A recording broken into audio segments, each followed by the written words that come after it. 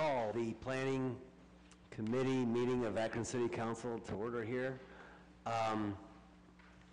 Entertain a motion that we accept the minutes of the last meeting. So moved. Is there a second? All those in favor signify by saying aye. The ayes have it. We have a couple items that are up for public hearing today. To let everyone in the chamber here know the procedure, what we will do is ask a representative from our law department to ask those that wish to testify before the committee today here at 1:30 in reference to these, one of these or all of these five conditional use requests that's before us. Or I also see that we have amending and supplementing the zoning map also. So we will have conduct these five public hearings this afternoon. After, we're going to ask that you speak and then invite you back this evening for a 7 o'clock meeting. We'll have additional public hearings at 7 o'clock, and you'll have an opportunity to address all of council at 7 o'clock in reference to these public hearings. You'll also be asked to be sworn in as well at 7 o'clock. After the 7 o'clock meeting, what will happen after the public hearing, the committee then will be pulled to give a report to all of council, of which could either be favorable, unfavorable, or just to table the item or refer the item, as we like to say, which means take time till the next meeting to discuss further. So that's the procedures for the public hearings. And with that, I'll ask if there's anyone here wishing to speak before the Planning Committee in reference to the public hearings. If you could please stand right now and be sworn in by a representative from our law department. Do you swear or affirm the testimony you're about to give will be the truth, nothing but the truth? Say, I do. Thank you. Okay, thank you, representative from our law department, Mr. York. Okay, with that, the first item that is up for a public hearing today is an ordinance amending, supplementing Title 15, Chapter 153, Zoning Code, Section 153.578, subdivision of uses in the UPD 40 district by updating development requirements and declaring an emergency. Mr. Antonucci. Okay, Mr. Chairman, committee members, the Ward 1 Councilman, Rich Swirsky, has requested the investigation of revising the UPD 40 classification. This is also known as Victorian Village. This area was rezoned to UPD 40 in 1991 to encourage small-scale retail and office reuse of existing structures, which would then lead to restoration of some of the structures and widen interest in the neighborhood as an historical area. While some of the goals and objectives, such as mixed use, have occurred sporadically over the last 26 years, this area has not yet been developed to its full potential. The name Victorian Village will be changed to West Hill Village. This name change better recognizes the area as a desirable live-work community. The planning staff, in conjunction with the West Hill Community Development Corporation, proposes the expansion of its original boundaries, and that's it's shown on the map there, and you should also have maps on your with you with the ordinance. Basically, it's dividing the UPD 40 into two areas. Area B, which is essentially between South Maple and Glendale Avenue, was created to allow for new business uses mixed in with the already permitted two-family and apartment house development. The new two-family or apartment developments are still not permitted in Area A. And Area A shows the boundaries extending westward to the west side of Hall Street. Furthermore, the development requirements were updated to allow more flexibility. Highlights of the proposed changes would include shifting review and oversight of new construction and demolition to the highly active West Hill CDC, as well as the Urban Design and Historic Preservation Commission. It would permit desired neighborhood-oriented retail uses that are compatible with existing residential uses. It will restrict alcoholic beverage sales unless made on premises, and adding vineyard and wineries as a permitted use. It would encourage development to conform to the neighborhood's existing urban form by promoting walkability and relaxing on-site parking requirements and setbacks. The goal of these changes is to re-energize this vital historical neighborhood, which is harmonious with the city's City of Akron's plan to grow Akron, and both Planning Commission and planning staff recommend approval. Thank you, Mr. Antonucci. At this time, what we'll do is we'll open this up for the public hearing portion and ask if there's anyone here wishing to speak in favor of the, if you please step up to the microphone there, and please provide for us your name and address, and look forward to hearing from you. All right, excellent. Good afternoon. My name is Karen Noel. I'm at 113 Botsam Court in West Hill. And I'm the Vice President of the West Hill CDC. And the reason I wanted to talk today is because this has been such a great process the whole time. This has been about a 2-year process under the leadership of the Planning Department, our Councilman Rich Swirsky. We wanted to take a small area of West Hill that is already zoned this UPD 40, and some people are taking advantage of, and just make it bigger. West Hill is not Highland Square. We're a poor neighborhood, and we need economic development. So we want people to be able to use their homes for their businesses. I know of a Kung Fu instructor that would like to use his home for a business, hair braiding shops, daycare centers, just general offices. And again, just increase the economic ability of our neighborhood. I would like to have a little garden store. You know, I run a program called City Sprouts. I would love to have that someday.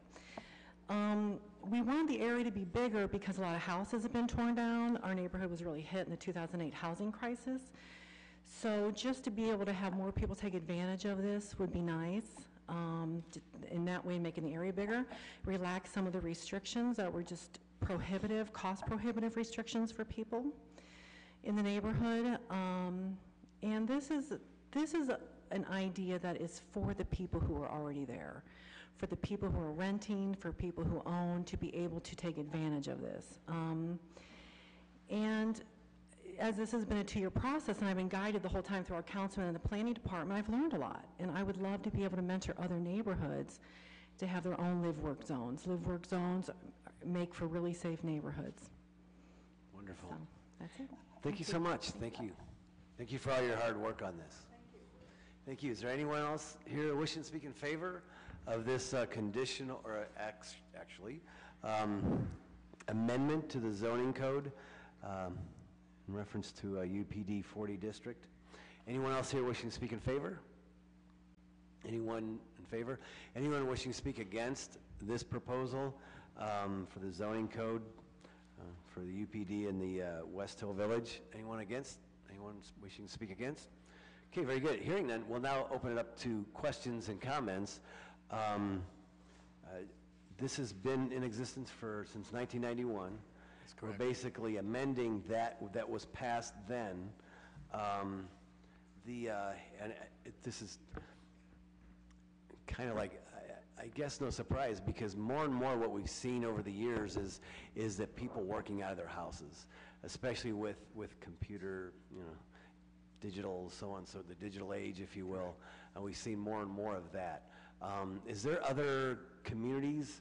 I think for Akron, we kind of tried it in 91, and now we're amending it, updating it, for lack of a better term.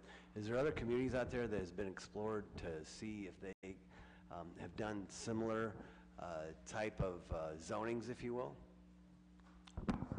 Chairman, are you talking about other cities Other or communities, yeah. Yes. I'm sorry, Yeah. I said other communities, maybe other cities. that have done this. I don't Definitely. think in Akron we've done this, but in other cities. Yes, I think this has been a trend in the United States in general with zoning to kind of relax some of the, the mixing of retail uses, especially, I think if you look at the details of the legislation, and Mike could speak to it more fully, we tried to pick business types that are still kind of compatible with a residential environment. So it's not any type of retail, but it kind of spells out more home-type businesses. But yeah, to answer your question, it's definitely a growing trend in a lot of cities. Just cities in general. Okay. Right. I'm just curious, specific ones. Is there, so there are, I see, permitted uses, specifically like the vineyard, winery. I see that's kind of stated. What are some of the other ones, Mr. Antonucci, that you see that could possibly fit within this district? Well, as far as the uses that were permitted, we're really kind of keeping the smaller type businesses, something that's not going to impose on neighbors because it is more of a residential feel there as well. Instead of going in and just changing it to like retail, for instance, which would allow residential, we wanted to make sure that there were only certain, that we kept with the original plan, which were certain uses that are permitted.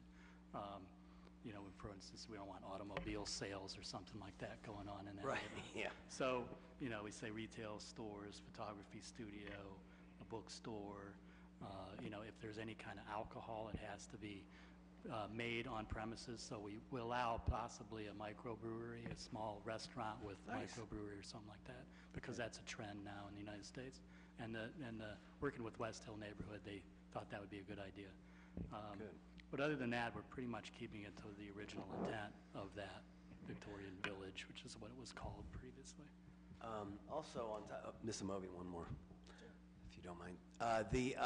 You had mentioned something in reference to the parking, and what does that look like in terms of parking? Well, on street parking, I assume. Right. So what we're going to do, instead of like looking at our development requirements of the zoning code and saying, so you have an office, you have to have one space for every 200 square feet, and being, like, that's it. It's the only way it's going to work. We're going to have some flexibility to where we can take this to our Urban Design and Historic Preservation Commission and the West Hill Neighborhood Group and, kind of work with it and make, we'd have a determination on how much parking really would fit and really makes sense. So it allows some flexibility there. So in terms of and I did notice that there was a place for the Urban Design and Historic Preservation Commission. Where would they fit in terms of this? Well, they would fit in, and if somebody was, for instance, taking a house and establishing an office or a retail store on the first floor, we would want to have some design of that.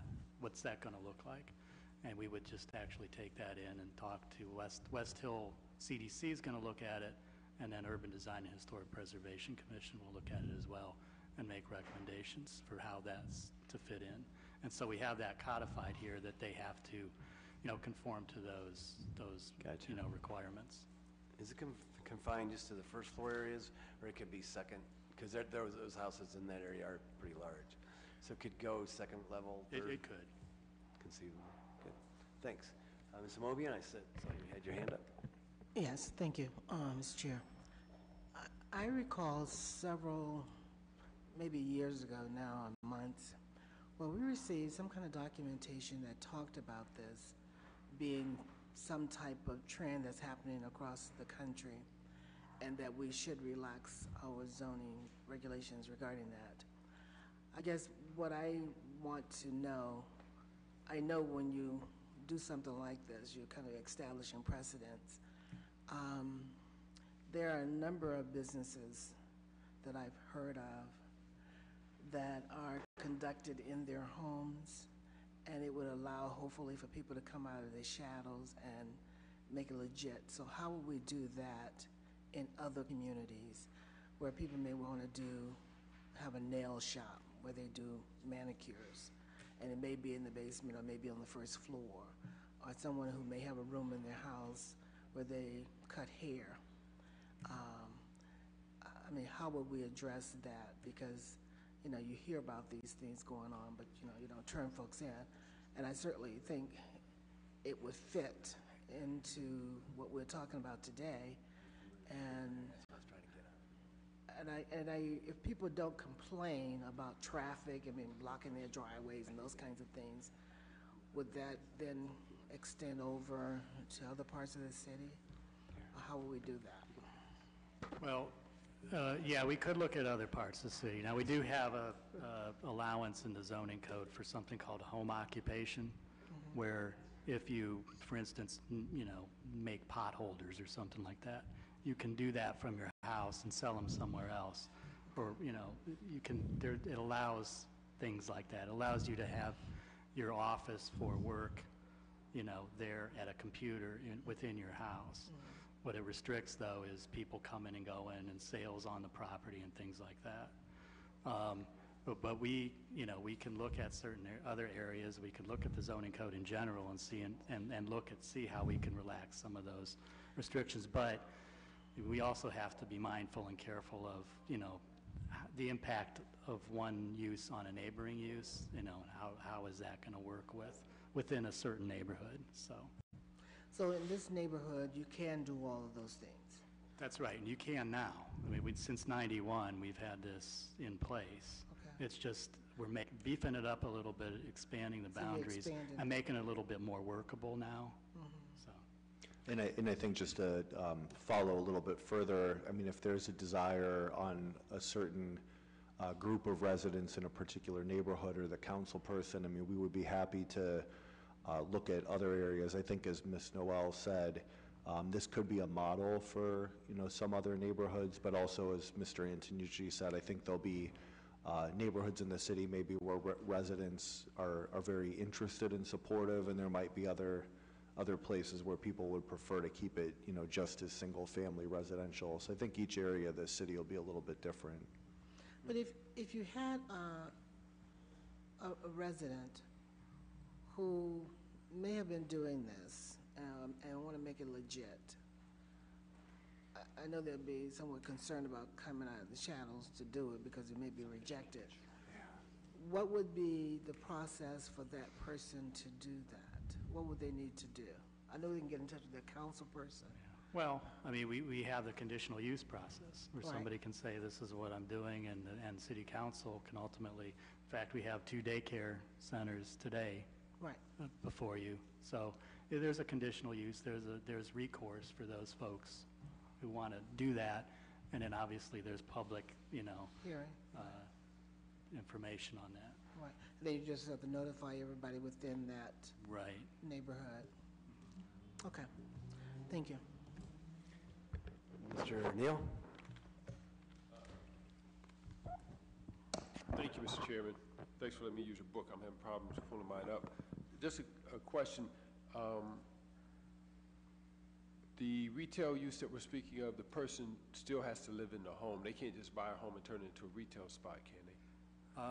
You can establish a retail, it would have to go through the process. West Hill neighborhood would have to look at it, and West Hill CDC, as well as Urban Design and Historic Preservation Commission. But yeah, you could open up a small restaurant in there. I mean, because I'm Without thinking having, of, you don't have to live there. I'm thinking of the, I mean, I know with the change of technology and just the way a lot of people are doing businesses, a lot of people are doing businesses out of their home, but it brings to mind the issue we had a few years back with the folks on Market Street. And it was basically they wanted to preserve their neighborhood because the person was going to turn the house into a business, and they weren't going to actually live there.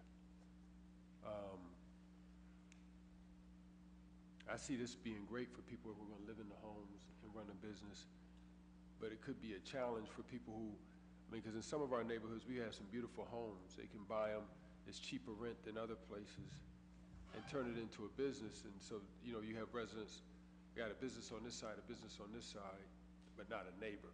That was the challenge of the other ones. I like the concept, I like the idea, but I just want to know how would we address that issue. And then the other one that came up, how would this interact with the one where we came up where the people had the Airbnb situation? Where they say, hey, my business is, I've got a bed and breakfast that I'm promoting through Airbnb, something like that. I think on the first 2 things you mentioned, it's probably fair to say the typical approach in this area is likely to be the resident that has, say it's an artist and they have their gallery on the first floor, or as Mr. Fusco asked about, could be on the second floor as well. I think with the thought of having someone who actually doesn't live in the residence, if you look at something like West Market Street, for example, there are a lot of historic homes which have turned into retail businesses or offices. So I think in this area in particular, there's a lot of vacant property. There have been houses that have been torn down, and this is one way of preserving some of those buildings. If they're not used as a residence, they might perhaps find new life as one of these repurposed businesses. It's in a former single-family house. And then on the Airbnb question, that's something that we're kind of analyzing right now, looking at maybe drafting some thoughts on how to regulate Airbnb, but that's kind of a separate issue from this. Yeah, and this actually lists the uses that are permitted in here, so there's specific to the type of uses that you can have, retail uses that you can have in that area. So a person setting up a shop that they would use as an Airbnb is just a modern-day bed and breakfast, in a sense, would be prohibited in that area? We don't list it specifically in that area. It's something we can look into, but we're looking at maybe regulating that citywide at this point. Mr. Swirsky. So how would it, if someone wanted to do an Airbnb in that neighborhood? Well, I think as Mr. Antonucci, It's not on the list, so. yeah, I'll let Mike correct me if I'm wrong, but because it's not one of those Oh, I'm listed. sorry, it is here. Bed and Breakfast Inn is listed here. A bed and breakfast. I missed that. See, Mike corrected me already. I Very didn't good. see it. Any other questions or comments? Sims?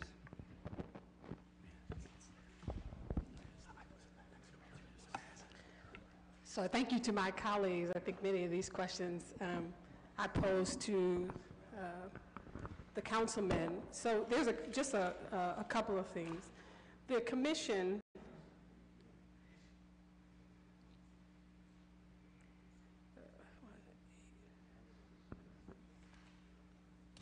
it only acts up when council meeting goes on.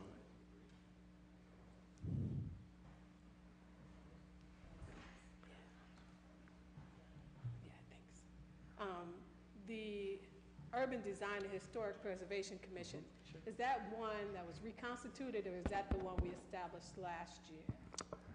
Listen, turn the microphone on. Can you hear me now? Okay, there you go. Yeah, this is the recently reconstituted Urban Design and Historic Preservation Commission. There was some new members added, so yeah, So it's kind of reconstituted. yeah, but from it's been a commission for some time. So I just want to go on record, first of all, as saying I really love the concept. And I think it's a really wonderful concept. So here's a couple of questions I kind of posed to my colleagues earlier. When we look at the whole tax abatement piece, and we looked at it downtown about lower level retail, when does the tax abatement apply and when it doesn't? So have we looked at that for this district, for this change? So the tax. Because before we were talking about on the bottom floor, upstairs, residential. Just according to the conversation we had here, it could be upstairs, downstairs, or wherever.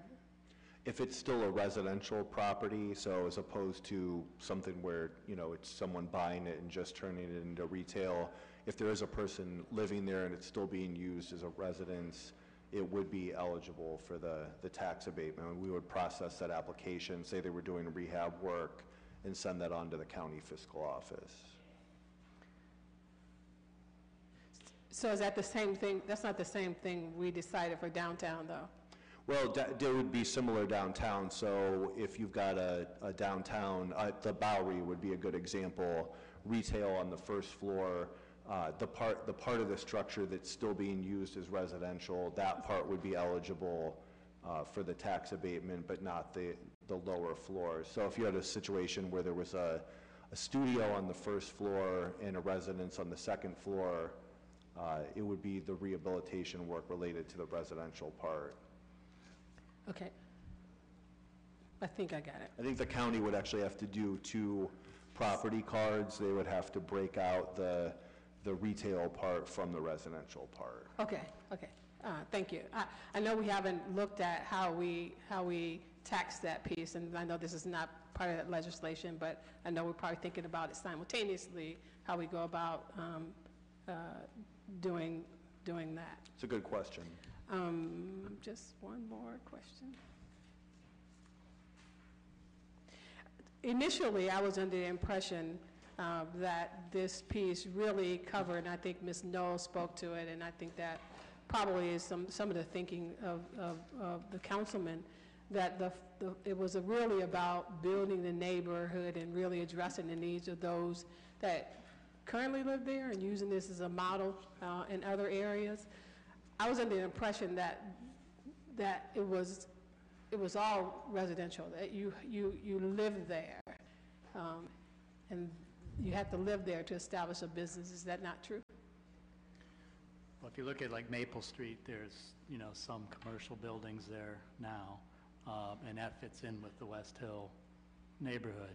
So, no, it would be, you can live in in retail areas, you can live in the space. So you can have retail first floor and residential above. That's in any retail area in the city of Akron, but in this particular area, we do want to introduce those specific uses, you know, into the area, so it's a mixed-use neighborhood where people do live, they work, you know, they do all of that in this little area. It's a West Hill Village concept.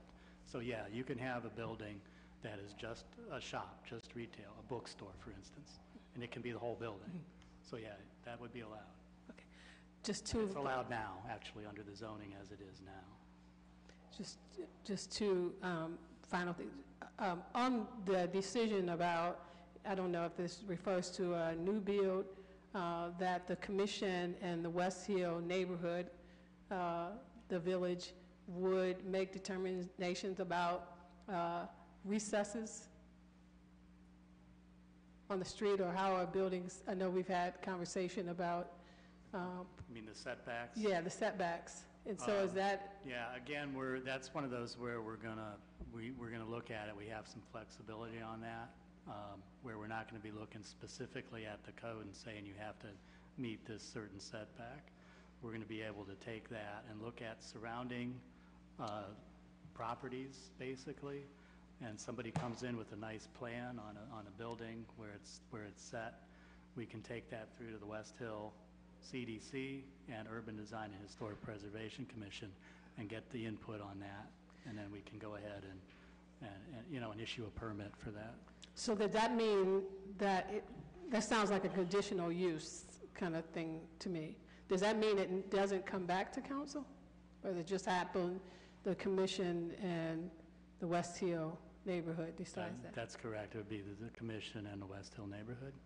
Because this district gives more flexibility, so it kind of supersedes the kind of setback requirements you would have in other single-family or retail districts. And I think that's the case now, right? Well, I guess that is, because, yeah, that's changed. Final question. Can you speak to some of the successes? I know we're looking at expansion, some of the successes that have happened since the early 90s that would merit the expansion of the program or the zoning? Well, yeah, I would say that the old firehouse was one, and I think Karen Noel could probably speak to more of that. Yeah, absolutely, please. I would be happy to talk about my neighborhood.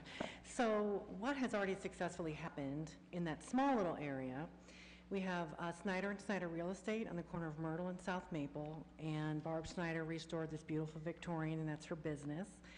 Her partner is next door, and he has an art gallery called Ages Tribal Arts on Myrtle. And these are both houses, and they're unique and individual, and they're their businesses. A dear friend of mine, J.T. Buck, just bought a house on South Maple next to the orchard that we built, and he calls it the Orchard House. And he lives upstairs, and the first floor is a performance art. He's turned it into a performing arts venue where he's going to have stage readings, and he has different groups coming in to perform. He's having Monday night potluck dinners, and artists can come in, and you can come in and pay $5 and hear music and see art. We're a real DIY neighborhood because we don't have a centralized business district. We're kind of decentralized, kind of like German Village. I lived in German Village in the early 90s, where they were just getting this concept going. So those are three that I can think of. Again, my friend Travis Lee wants to do a Kung Fu studio in West Hill. I want to do a garden shop in West Hill. So to answer your question, that we have 3 successes already. Thank you. So Karen is taking me on a personal tour. So we used to have Anybody. Karen. I We got used a to have van. Karen around the corner in our neighborhood before they snatched her up in West Hill. And we But did I have lots of something to good say stuff. about that. In my old neighborhood, I had a neighbor who graduated from massage therapy school on Fernwood, and she wanted to open up a business on the first floor of her house. So she sent letters out to all the neighbors, and we all supported her because she had like 1 or 2 clients at a time. It wasn't like she was having a bunch of people come in. And it passed, and she was able to have her massage therapy The studio old 2 Karen's doors down house. from me. Yes. And it was a great success for her. And we just wanted more people to be able to do exactly that. So one of the things we haven't talked about yet is that you can't have more than 5 employees, no warehousing, and no liquor stores. And Rich has had community meetings and taken all kinds of questions and all kinds of concerns, and we've made sure that everybody feels like they're still in a neighborhood, but if they need to make money, I work 4 jobs. I'm a single mom. I would like to not work 4 jobs and have my own business doing this. We want everybody to be able to take advantage of that. And so a lot has already gone through Rich's council meetings, neighborhood meetings, and people were concerned, so that's why they made it that there could only be certain types of businesses. Just basically what people are already doing. And to answer Ms. Amobian's question, if somebody wants to have a business, they're already doing a business in their house. But if they want to be legit and not get kicked out, like Blue Hen Yoga got kicked out, I have an old neighbor who did exactly that. And again, it's been a 2-year process. I've learned a lot. I want to be able to help everybody. I'm meeting with Tina Boys down in Kenmore, and we're going to talk about this, and a neighborhood in Kenmore that can do this. Summit Lake should do this. Everybody should do this. So however I can help, you all know me. Thank you very much. Thank you. Okay, thank you. Oh, well, yes, sir. Please. Absolutely. Should guess. As I was listening here, as Neil was speaking here, he said if it's a neighborhood, upper income neighborhood, more than likely, we wouldn't want to approve for us to be a retail district, approval for retail. But I'm looking at how about the low and moderate income neighborhoods? Otherwise, you want to approve that and turn it into a retail. That's not fair. That's discriminatory. That's what I'm saying it is. Because look, everybody needs their community. If they have residents, they'll let it be residents. We don't need more, like businesses usually bring more traffic, and that's no secret, okay? Parking is not all that good in residential neighborhoods as it is, okay? And plus there's cleanup, snow removal. When there's businesses, people park anytime, wherever the business is open, and the street cleaners and the snow removers, they can't come down the street. But in the business district, it's a little bit different. But I think it's most discriminatory. As I heard Councilman Neal say, well, what if it's upper middle class neighborhood, okay? We wouldn't want to approve, retail business in that neighborhood because of the housing and so forth. But that's discriminatory when it comes to low income and moderate neighborhoods. Thank you. Ms. Mobian. If we could go back to the abatement part, help me understand how if you do some renovations for a residential property to accommodate a business, how would that be compatible with the requirements for the abatement?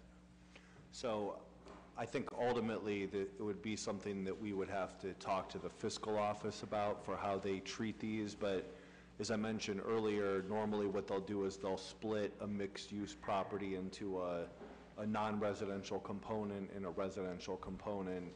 Improvements made to the residential component would be, say it's the second floor, that would be eligible for the residential rehab tax abatement, but the part on the retail component most likely would not be because it's separate. That's how normally what we're dealing with is usually a larger building, so this would be a little bit different, but I believe the principle would be the same as subdividing the property into a non-residential and a residential component.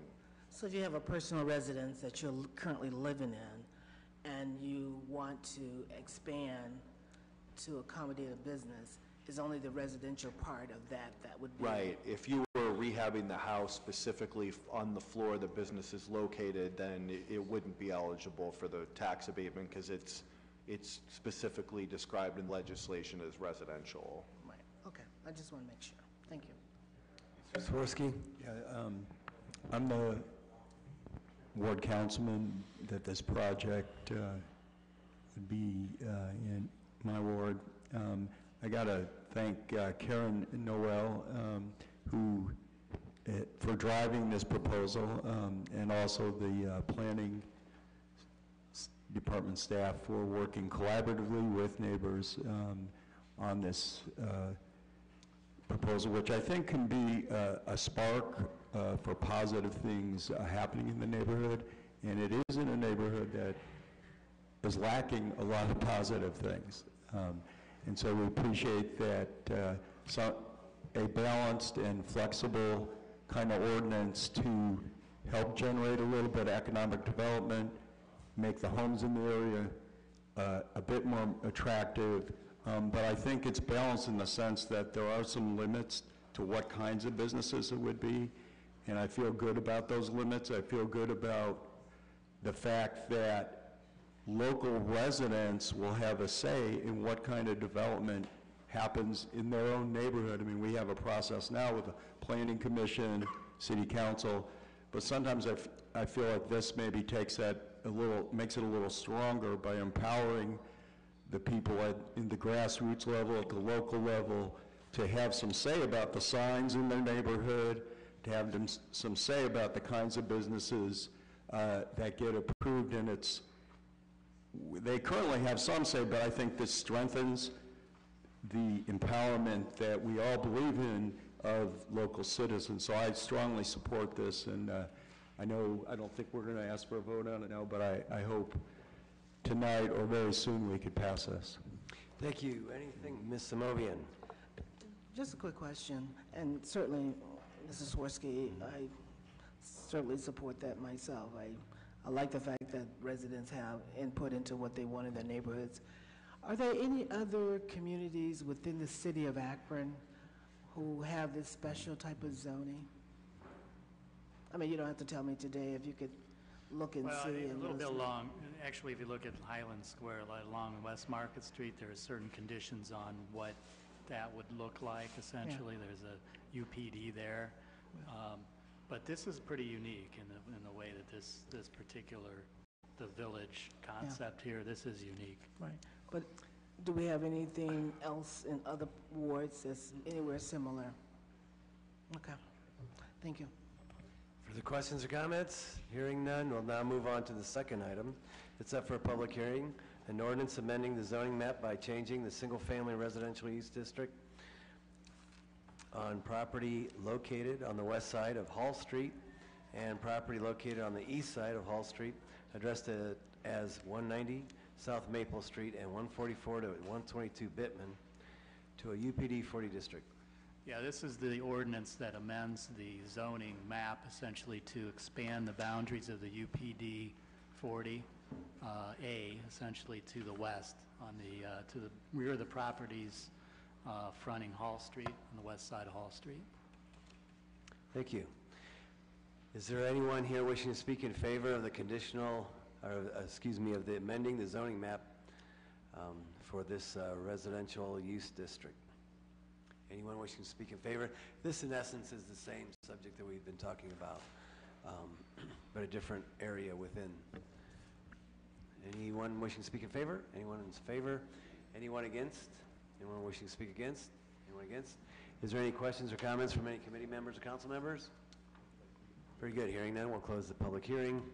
Item number 3 is the ordinance amending the zoning map by changing the apartment house use district classification on property in the block bounded by South Maple Street on the west, Glendale Avenue on the south, and east and west sides of South Walnut Street to a UPD 40B district. Yeah, this ordinance amends the zoning map to include the UPD 40B, which is the area south, or actually between Maple Street and Glendale, essentially, to the West Hill Village, the UPD 40. Thank you, Mr. Antonucci. Is there anyone here wishing to speak in favor of this amendment to the zoning map? Anyone else wishing to speak in favor? Anyone? Okay, anyone wishing to speak against the amendment to the zoning map? Anyone against? Anybody? Hearing none, we'll now open it up to the committee and our council members. Any questions or comments?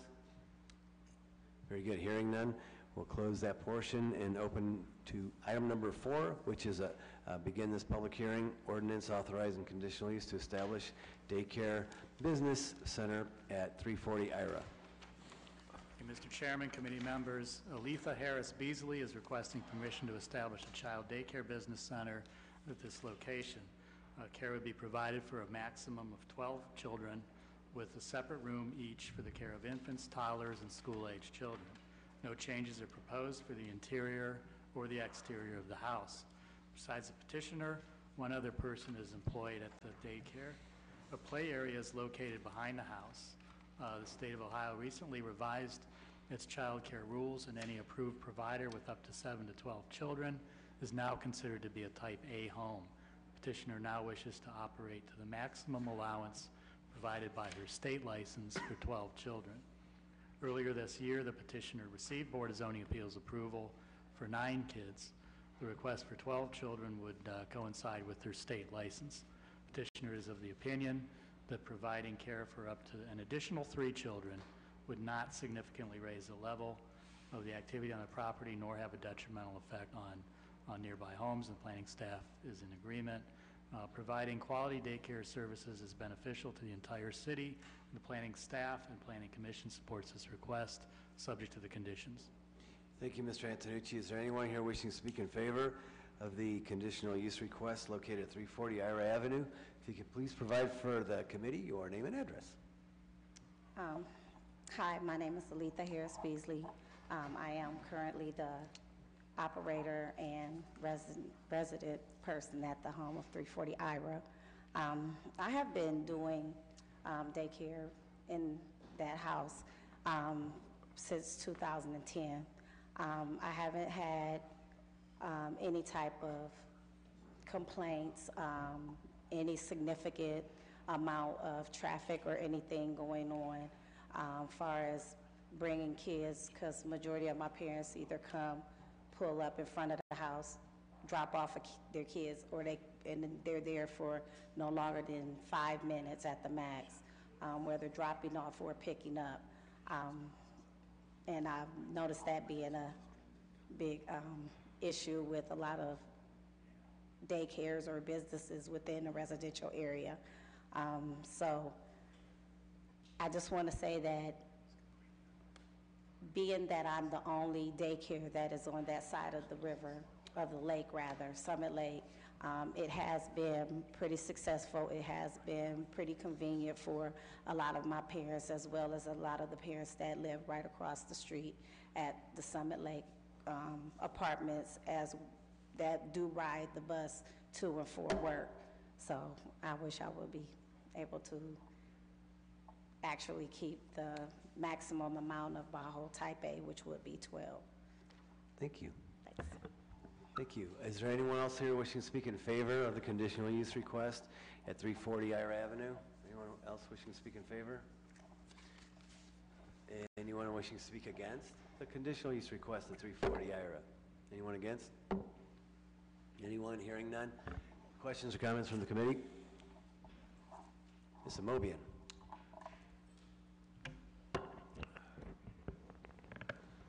Now, it's the state that has made a change? Is that correct?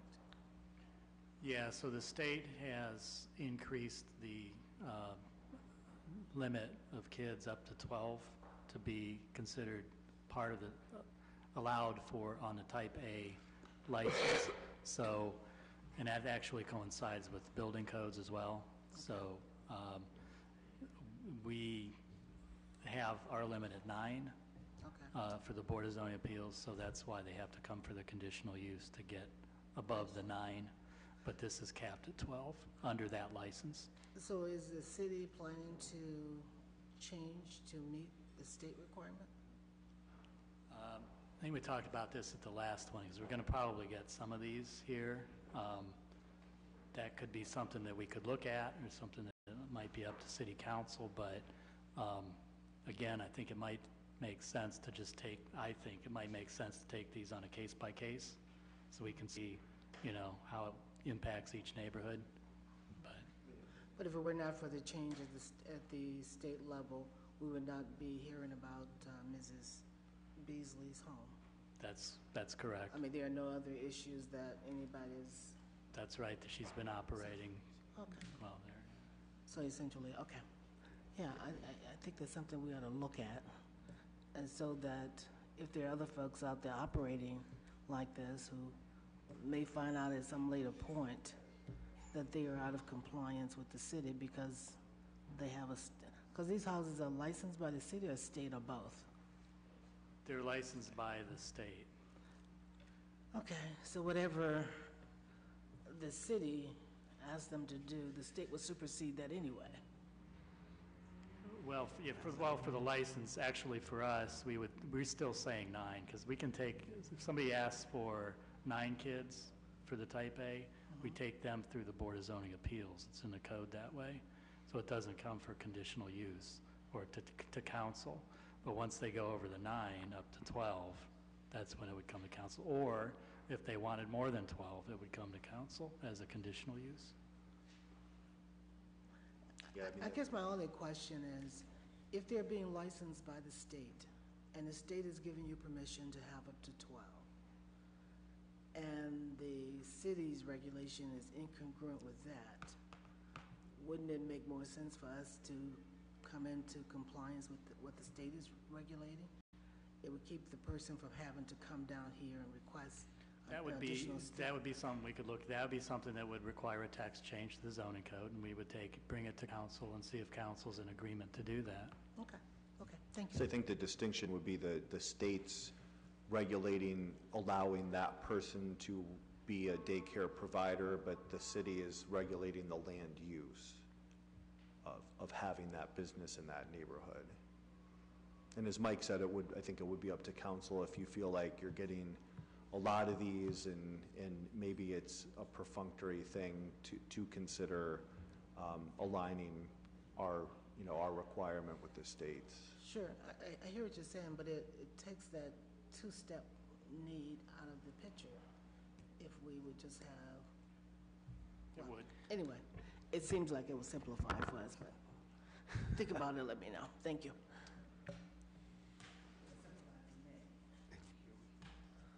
Okay. Very good. Are there further questions or comments? Hearing none. Can you please be sworn in? That's the least we could ask if this is a public hearing. We're going to have another public hearing on a separate daycare center here shortly, but this is out of turn. We'll let this happen one time, and that will never happen again.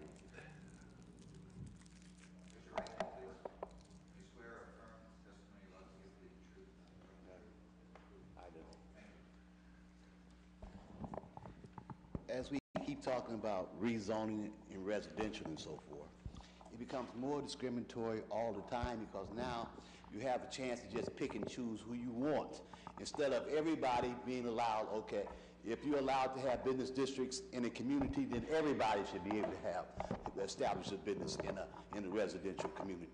Why just some people? That's not good under any conditions in any city. Thank you. Thank you. Okay, very good. We'll now move on to item number 5, ordinance authorizing conditional use to establish child daycare business center at 937 Dover. Mr. Chairman, committee members, Daniel Long is requesting permission to establish a daycare business center at this location. Hours of operation will be from 6 a.m. to 12 a.m. every day of the week. Nearby park will be utilized for an outdoor play area. Depending on the number of children he has on premises, a part-time employee will be used. No changes to the exterior or the signage are planned. The petitioner has been operating Mr. Dan's daycare at his prior residence for over 6 years. The petitioner wishes to operate to the maximum allowance provided by his state license for 12 children. Since the daycare activities will be conducted indoors and a nearby park will provide outdoor playtime, the proposed use should not be intrusive to neighboring properties. The proposed use as a daycare business center will provide much-needed services to this neighborhood and both Planning Commission and Planning Staff recommend approval, subject to the conditions. Thank you, Mr. Antonucci. We'll now open it up for a public hearing. Is there anyone here wishing to speak in favor of the conditional use request at 937 Dover Avenue? Anyone wishing to speak in favor? Yes, sir. If you could please provide, oh, have you been sworn in, sir? No. Oh, okay. Ask Mr. York to please swear you in. Thank you. Please raise your right hand. Do you swear or affirm the testimony you're about to give will be the truth, nothing but the truth? Yes. Thank you. Thank you, sir. Good morning. My name is Dan Long. I'm the actual owner and operator of Mr. Dan's Daycare. I spoke to Mr. Neal about this several months ago. I started the daycare, roughly around 2010, and quality daycare is something is very hard to find. And the reason why I've probably been so successful is for the simple fact that, the majority of my clients are the same clients I had years ago. And a lot of times, I have to turn away clients just for the simple fact I'm only allowed to do so many. And like she said, or Ms. Beasley said earlier, the state has now combined Type A and Type B to where we have the same rules as the Type A daycare. We're just not allowed to have the same pay. So basically, it makes more sense to have a Type A if you want to have, maybe 6 or 7 more kids. At the end of the day, it's nothing different than what I'm doing now. It's just allowing me to increase my business and to move forward. Thank you, sir. Thank you. Is there anything else? That's it. Thank you, sir. Thank you. Is there anyone else here wishing to speak in favor of the conditional use request at 937 Dover? Anyone else wishing to speak in favor? Anyone wishing to speak against the conditional use request at 937 Dover? Anyone against? Anyone? Very good. Hearing none, we'll now open up to the committee members or council members. I would like to invite everyone back this evening. We will have an additional public hearing. After those public hearings occur, we will then make a recommendation to all of council and vote on it this evening, possibly. Okay? Very good. Thank you. With that, I will propose that we are adjourned. There's nothing else to come before the council, before committee, and we're adjourned. Thank you. Thank you.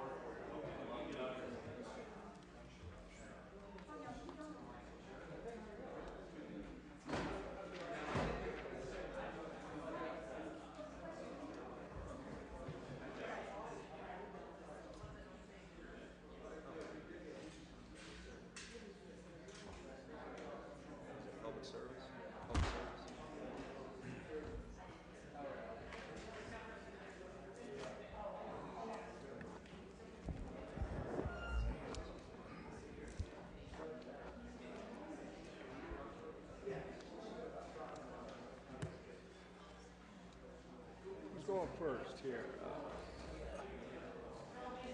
Sir.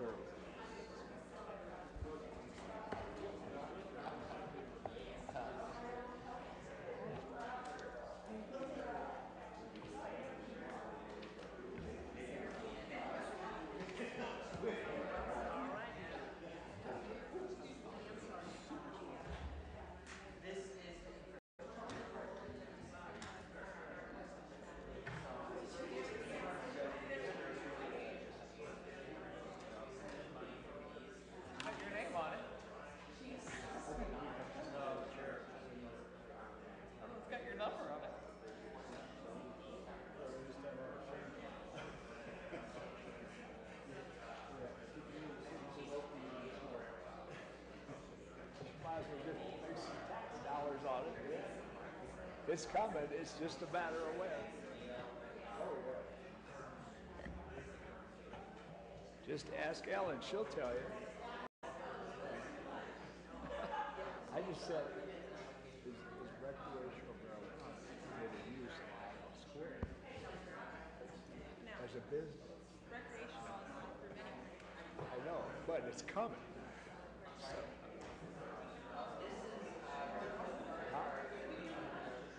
Oh, I know. Colorado's having fun. Who we got here? 4 today.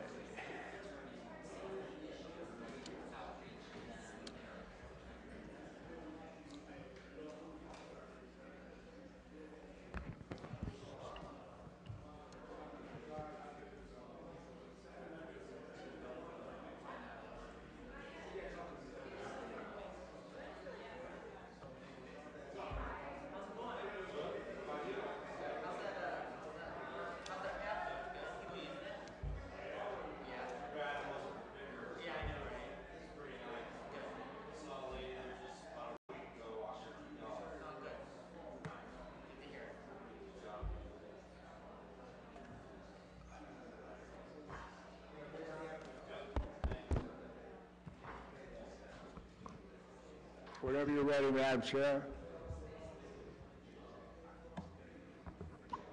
Thank you, Mr. Clerk. May I have an approval on the minutes from our last meeting? Okay. All in favor? Any opposed? Hearing and seeing none, the minutes are approved. Okay, we will go today to our first new piece because we have nothing old on there. I think they're all just happy out in that hall that I'm here.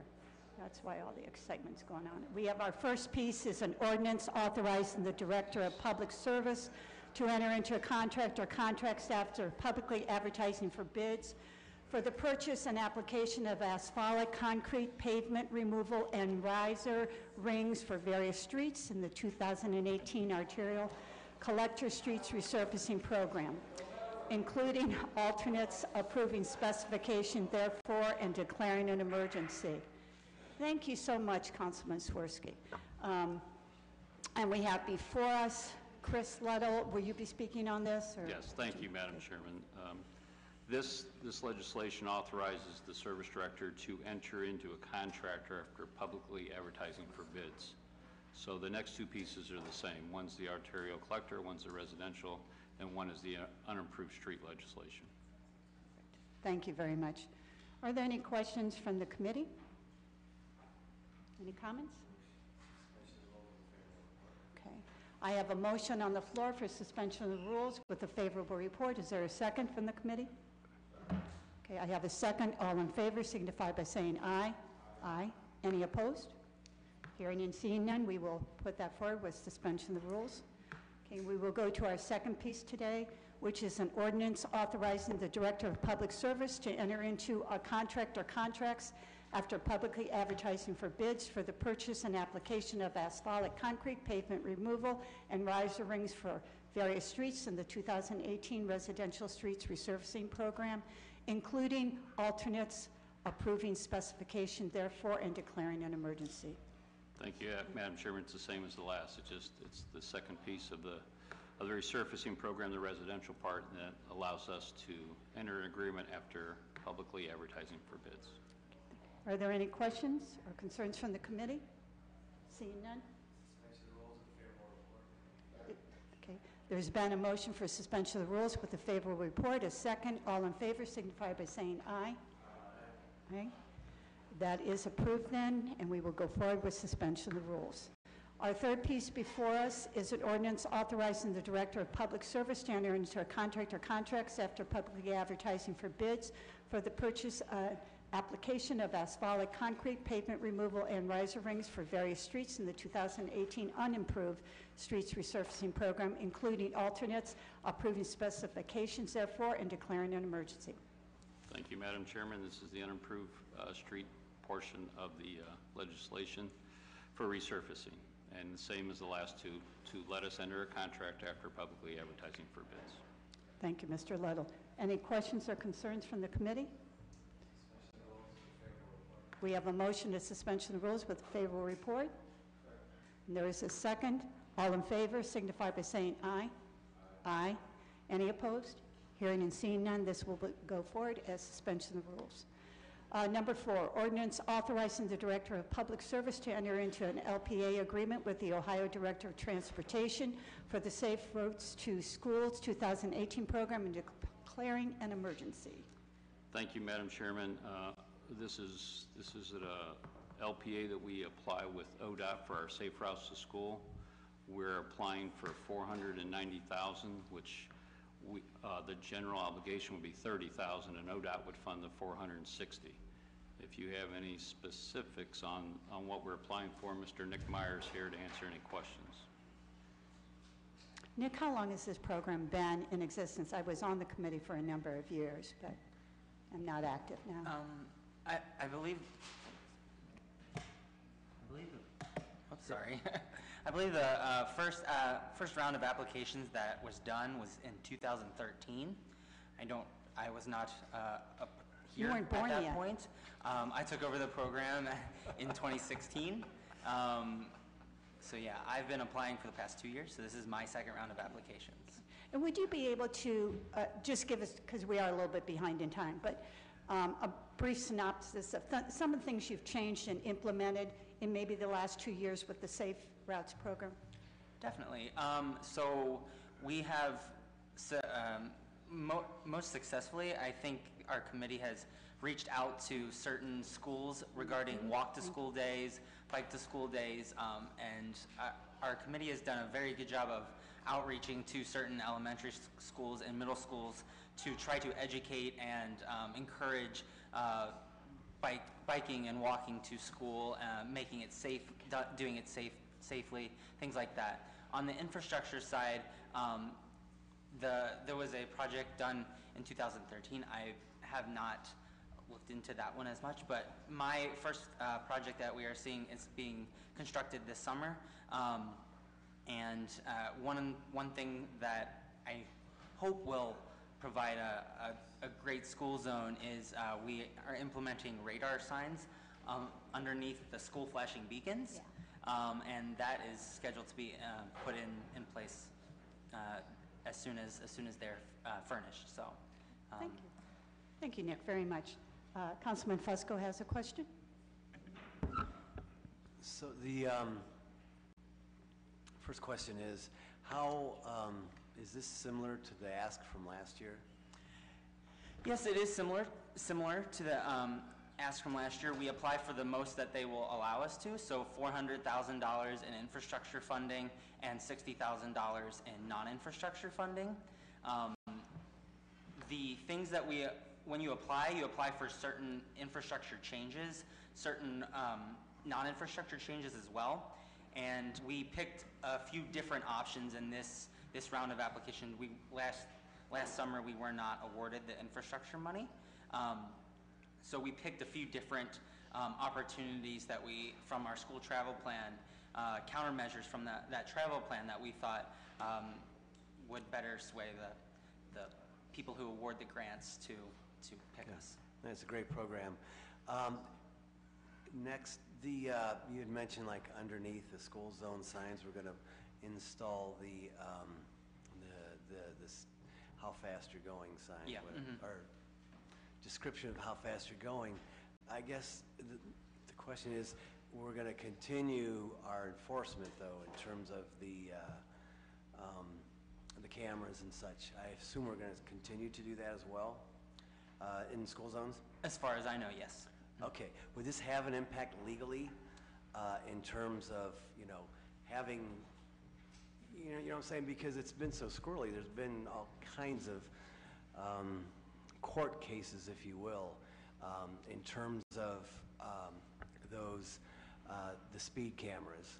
There's been quite a few different back and forth. So I don't know if this would impact that or not. I'm just asking a question. How would they, view that? Just curious.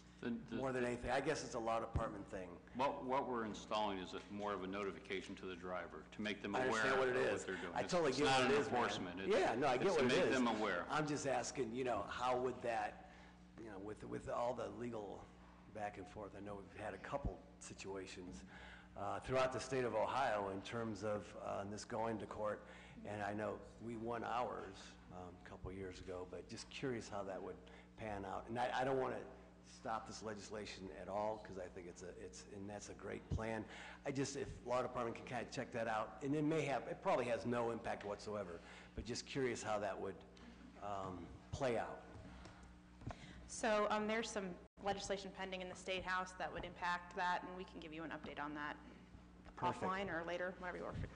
Perfect. But I do want to, from the committee, just, this is good legislation. I stand in support of it, and hope it passes this evening. Thank you. Welcome. Anyone else on the committee? Anyone of the other council members here? Okay. Seeing and hearing none, what is your pleasure? Consent's fine. Okay. Do I have a motion for consent? Okay. Second?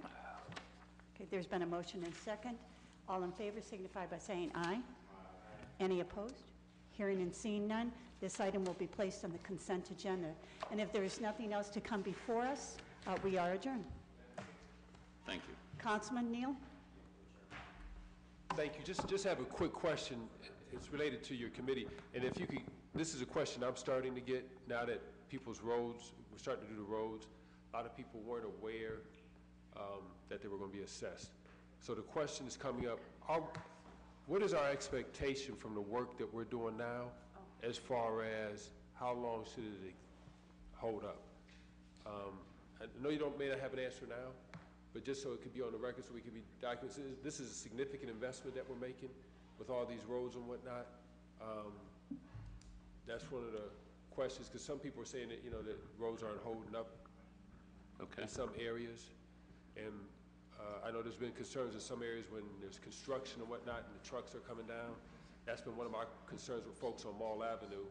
I know you've gotten a lot of calls, people wanting Mall Avenue fixed, but they want to know how is it going to be handled when there's still construction, trucks, things coming down. So later time, but just wanted to get it on Okay, the we'll record. get back to you. I mean, if you have specific streets, that would help too. Okay. If you could get those to us. Okay, sir. Thank you. Thank you. Thank you, Madam Chair. Okay, we are adjourned, as before.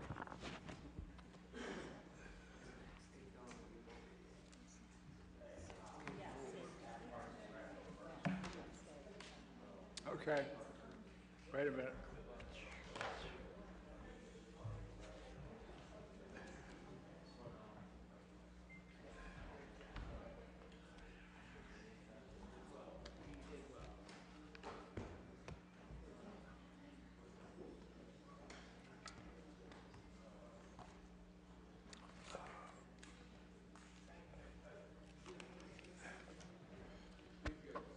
Mr. Neal, you want to go first? Since you only have one piece.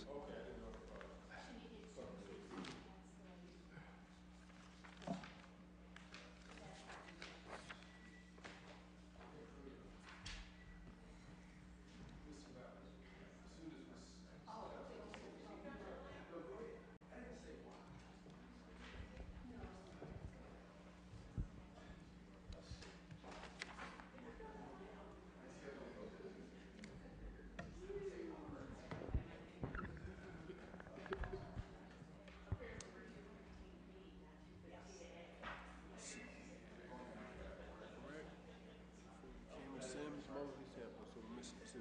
We got three. Yeah.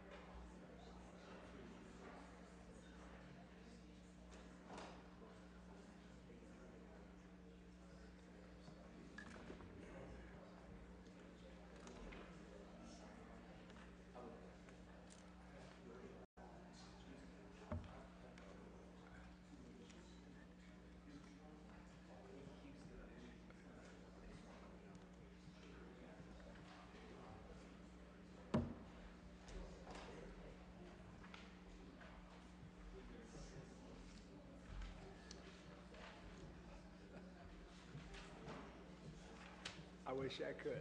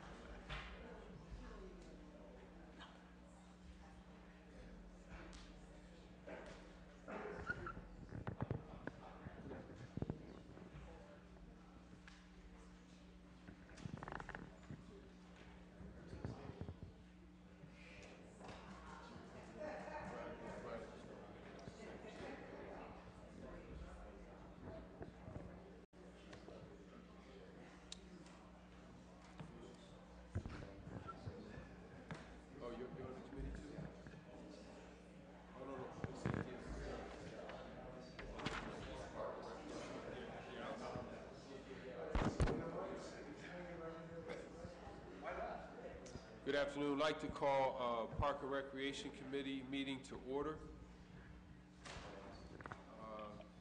If you could get approval of the last meeting's minutes. We moved in second. If there is any discussion, all in favor? Aye.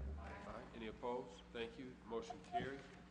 We have one piece coming before us, nothing on an old agenda, so we have one piece coming before us this morning, this afternoon. And it's a ordinance authorizing the Director of Neighborhood Assistance to enter into a contract with the Northeast Ohio Basketball Association for the management, promotion, and operation of the Drew Joyce Classic and declaring an emergency. And we have Mr. Valley. Thank you, Mr. Chairman, members of the Parks Committee, and members of City Council.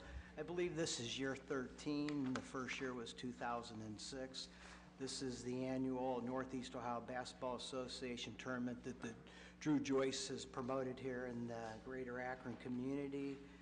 The total cost is $35,000, and I would ask the council please suspend the rules on this. And I'm here for any questions that you might have, because the event does start in 10 days from now. Thank you, Ms. Valley. Are there any questions from members of committee? Any questions from members of council? Councilwoman Keith? Mr. Valley, the funds that we are going to hopefully give this tournament, have they been cut, or is this consistent with what we have given in the other years? They've been reduced this year. Last year it was for $50,000. This year it's $35,000.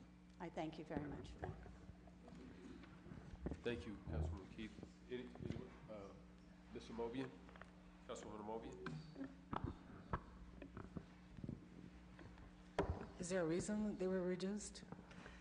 Well, I mean, this has been a difficult year with the operating budget process, and we submitted several ideas and that affect the Department of Neighborhood Assistance with the mayor and his staff, and this was one of the ones that was recommended. But one thing I do want to add, we didn't have as many teams as we've had historically. 2014, 15, 16, we had close to 500 teams. Last year we only had 370 teams, so we're anticipating about that same amount. So the reduction with the teams that are coming in, they kind of reflect the reductions that we've made. Has anyone discussed this with Coach Drew as to the impact this will have on the program? Yes, he's well aware, yes. And is it going to cause a negative impact? He's comfortable that he'll be able to put on a great event this coming year. Are we planning to pass this tonight? Well, because the event is the 28th, yes, ma'am, we do need to pass by emergency. I understand your concerns, Councilwoman Mobian, and there's been much discussion about this and other things.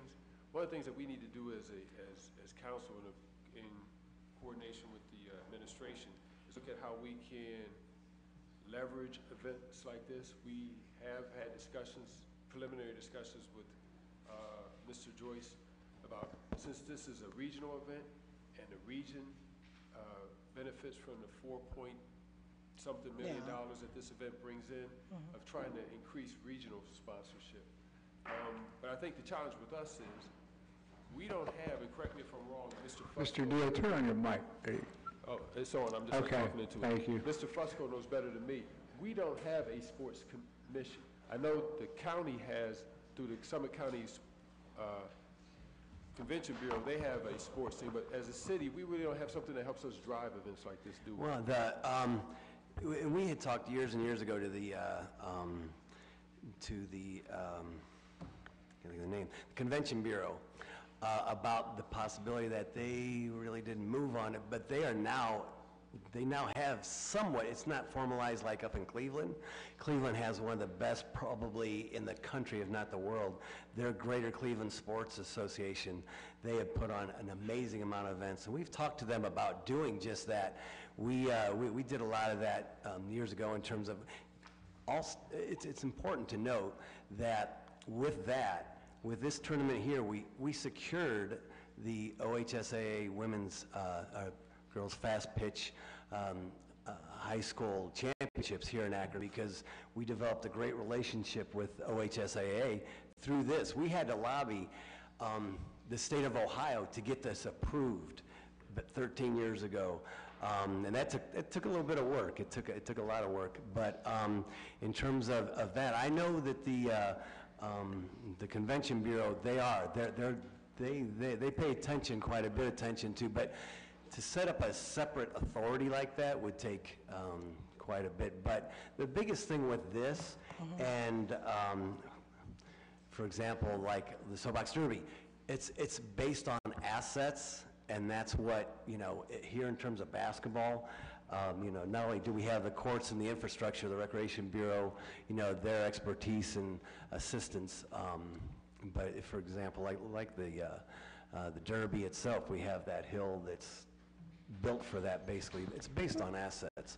But this is a great return on investment, and I would ask the committee to please entertain passing it this evening if we can. Yeah, just to the time. If you don't mind, Mr. Yes, Chair, ma'am. Yes, that's exactly the point, that the return on the investment that he's making with his crew is more than what we are contributing.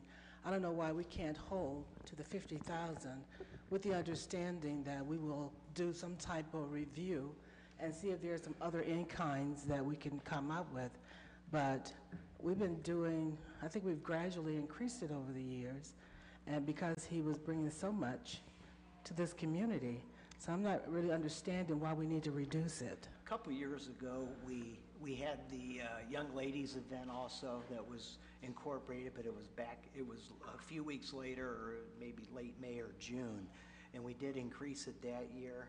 But like I stated earlier, I mean, with the amount of teams that are coming in, we used to be around that 500, 520 figure, and now last year we had 370 teams, and I did put the 2017 economic impact. Yes, I have that here. Everybody's Yeah, I have mailbox there too. Yeah. So. Well, may I ask you this question? Are we reducing any other funds, like to Soapbox Derby or anyone else? I can't answer to that. I can only answer to Well, can you give programs that- that are affected by, in the Department of Neighborhood Assistance. Well, That would be a question for the finance director on Soapbox Derby. I why can't isn't that answer under you? That- It's still- not. That's, that legislation goes to the Budget and Finance Committee. Okay. Yeah. Well, I would really like to see us maintain the level that we've maintained for the last couple of years or so, because this particular event brings in a lot to this city. And unless we found some other partners regionally to offer some resources, I don't understand why we are reducing it. Yes. Mr.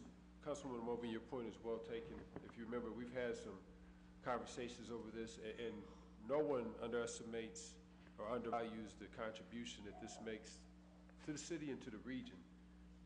But we do understand that the benefit is to the region.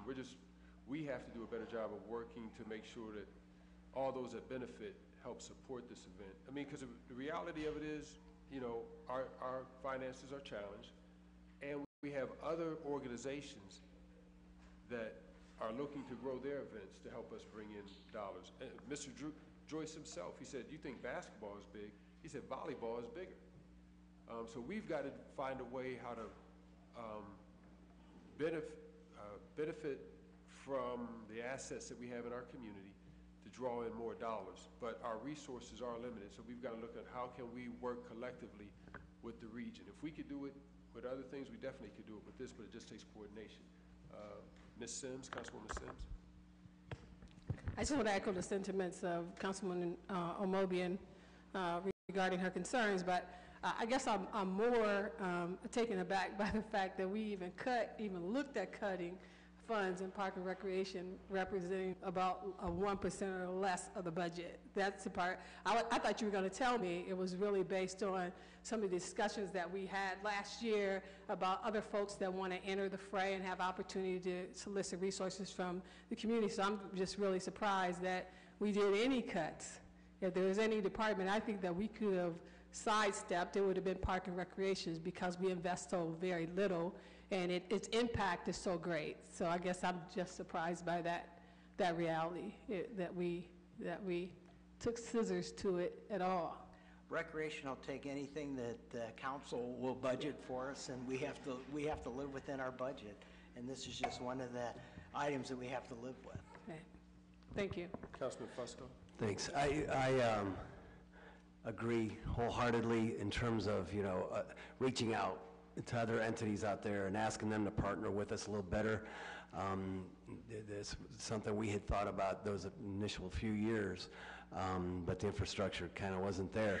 The thing of it is, though, I guess the reality that we face here, based on an everyday basis, is the experience we had last year in terms of income tax collection, the experience we've had the last 8 years with regards to the reduction in state funding, and the balancing act, for lack of a better term, pun intended, I guess, is that, where do we cut? Is it police? Is it fire? Is it recreation? And that's a different debate for a different day altogether. I get that. But in terms of this particular event itself, and given, like when Mr. Valley had said, I know that they have worked with the Mr. Joyce for years and years and years, and probably prepared, and said, look, this is going to be a tough year because we have, everything that we've experienced budgetarily, we've got to figure out better ways and to continue to do what we do. And we strongly support the event with recreation staff. We have pretty much everybody that we have in the Recreation Bureau working this event the Friday, Saturday, and the Sunday. That is a good point, because there are in-kind contributions over and above this. But the bottom line is, to Councilwoman Amobian and Councilwoman Sims' concerns, to Councilman Fusco's point, we all value this, but resources are what they are. This is an asset to the area. So we've just got to, I'm saying we, not wait till April.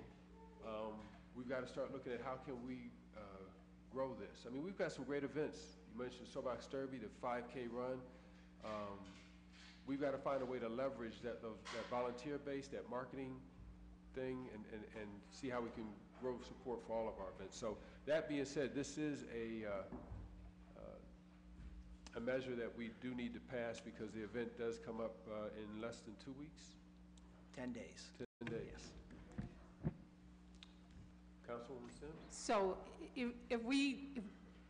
when we pass this piece of legislation, would there be opportunity to come back, if need be, to amend, or we cut so much in park and recreations that there's no room for that? Again, when I think of park and recreations and its ability to bring people together across the city above any other kind of work that we do, I grapple with that idea that we would cut there at any level, I guess. And so I guess to Councilwoman Amobian's point of the benefit that this tournament brings to our city, and what we've done historically, and it continues to bring great returns, is that opportunity there. I know we have to pass this out, or need to pass this out relatively quickly, and we don't have enough time to just let it sit on a... I would answer that question, and I would say I'd have to take something from another area in recreation. Okay. Because the operating budget has been passed by this council, and we have X amount of dollars for recreation to do all our programming in 2018. So if there would be some adjustments made, it would have to come from elsewhere. Thank you. Mr. Freeman? Yes, Councilman Freeman. I know you said you'd spoke with Drew Joyce, and this didn't, we didn't call him up one day and say, hey, guess what? The budget's cut 15,000, right? Okay. Yes. And he's is there well aware. Anything detrimental going to happen to the event because of the loss of 15,000? No, like I said, we still strongly support this with staffing and a lot of other in-house contributions as far as gymnasiums and community learning centers, and our recreation staff reaching out to other school districts and athletic directors in a 2 or 3 county area to secure gym space. So we still do. Are you able to put a dollar amount on, feet on the ground, what that investment is from the city? your staff going to be out there? We've been trending in the right direction on trying to reduce our overtime costs and try utilizing more volunteers and more seasonal staff when we can. But I would say that 2017, it was somewhere around $18,000 contribution, and I could provide that information thanks. for you. Councilwoman Amobian? You know, I do appreciate what you're saying, and I know Drew Joyce, and I know how kind and easygoing he is. He was struggling with the $50,000 contribution, so I think this is going to make him struggle even more. So I don't think, you know, you're not going to not take it and not be kind to the person who's giving it to you, but $50,000 is what we should be doing, like we've done for the previous years. Until, did this come out in the budget hearing that this was going to be reduced?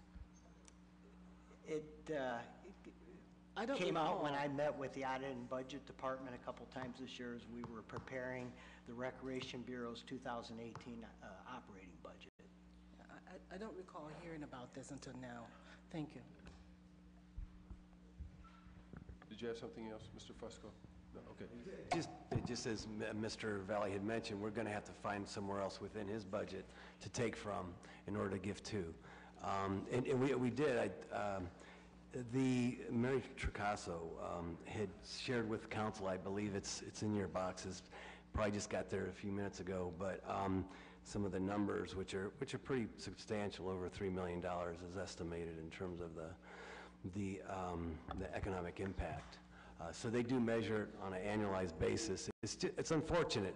We have made cuts basically practically in every department in the city, as much as, you know, as we can, and it just, you know, given the fact of collections, and that's what we have to keep our eye on, that monthly report that we receive from Budget and Finance, we've got to, and believe me, I lived and breathed this thing from the very beginning as a deputy service director, and worked with Mr. Joyce and his team in the Recreation Bureau on the first one up until, you know, the couple years after that, and handed it off to the other service directors. But I'd love to see the $50,000. However, though, unfortunate at this time, we have to live within our means. Thanks.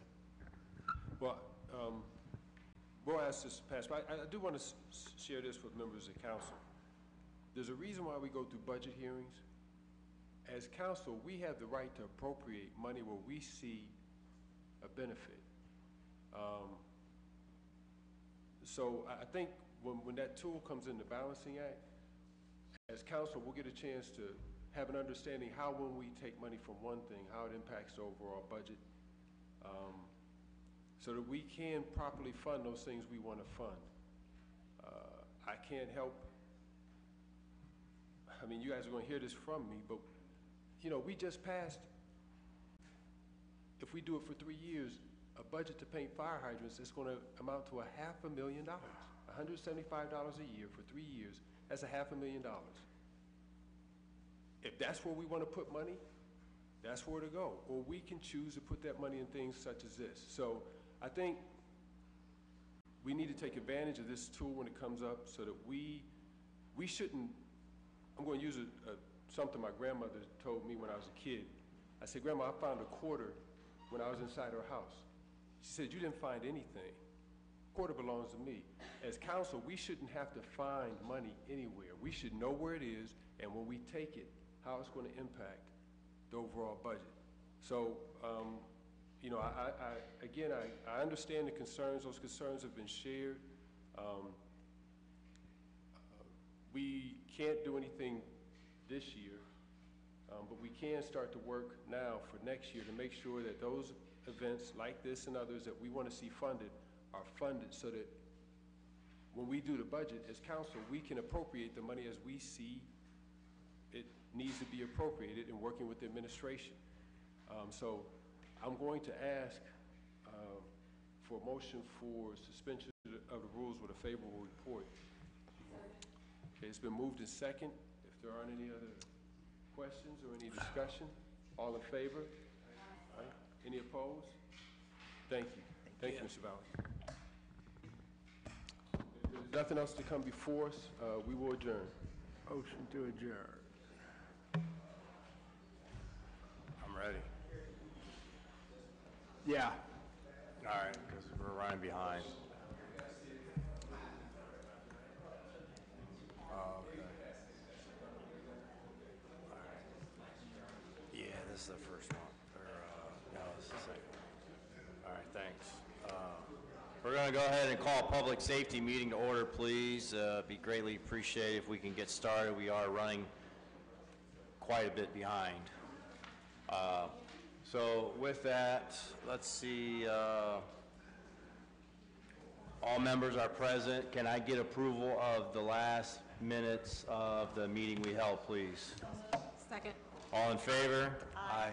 Aye, thank you. Here, I'm going to pass down some handouts here. Don't mind.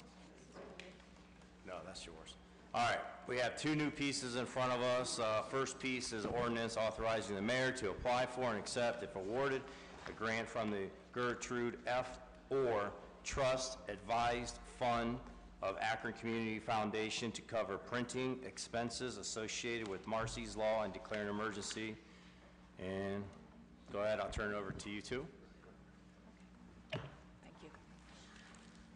As you may be aware, in November of 2017, a statewide ballot initiative passed amending Ohio's Constitution, and the amendment is frequently referred to as Marcy's Law, and it went into effect February 5th, 2018.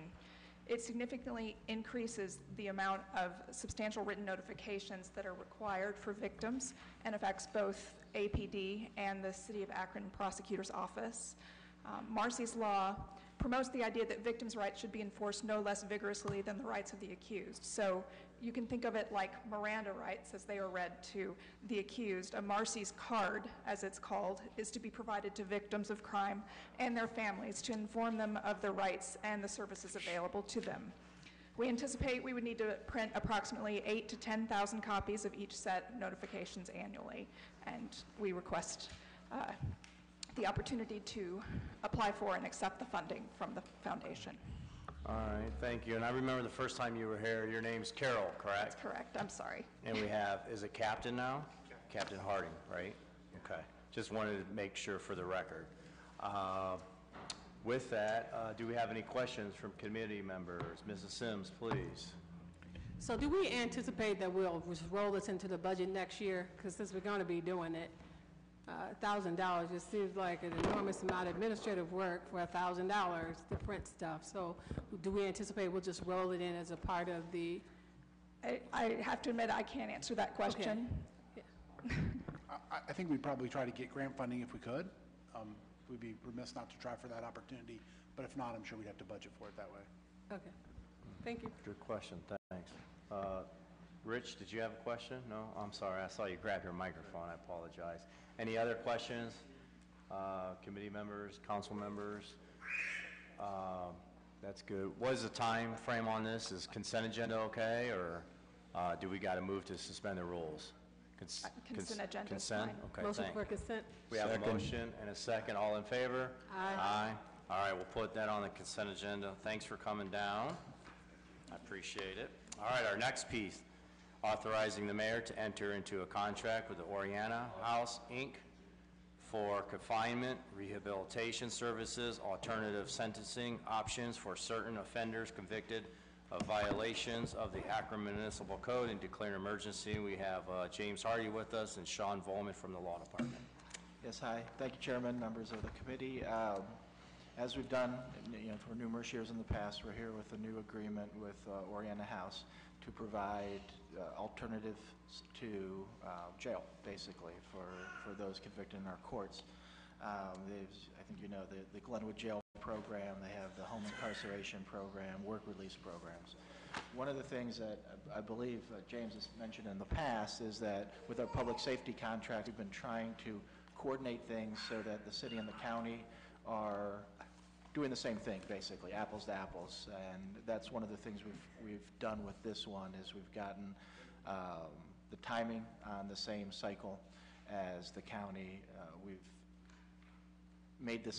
changed, we have the same insurance requirements, the same accreditation requirements, things along those lines.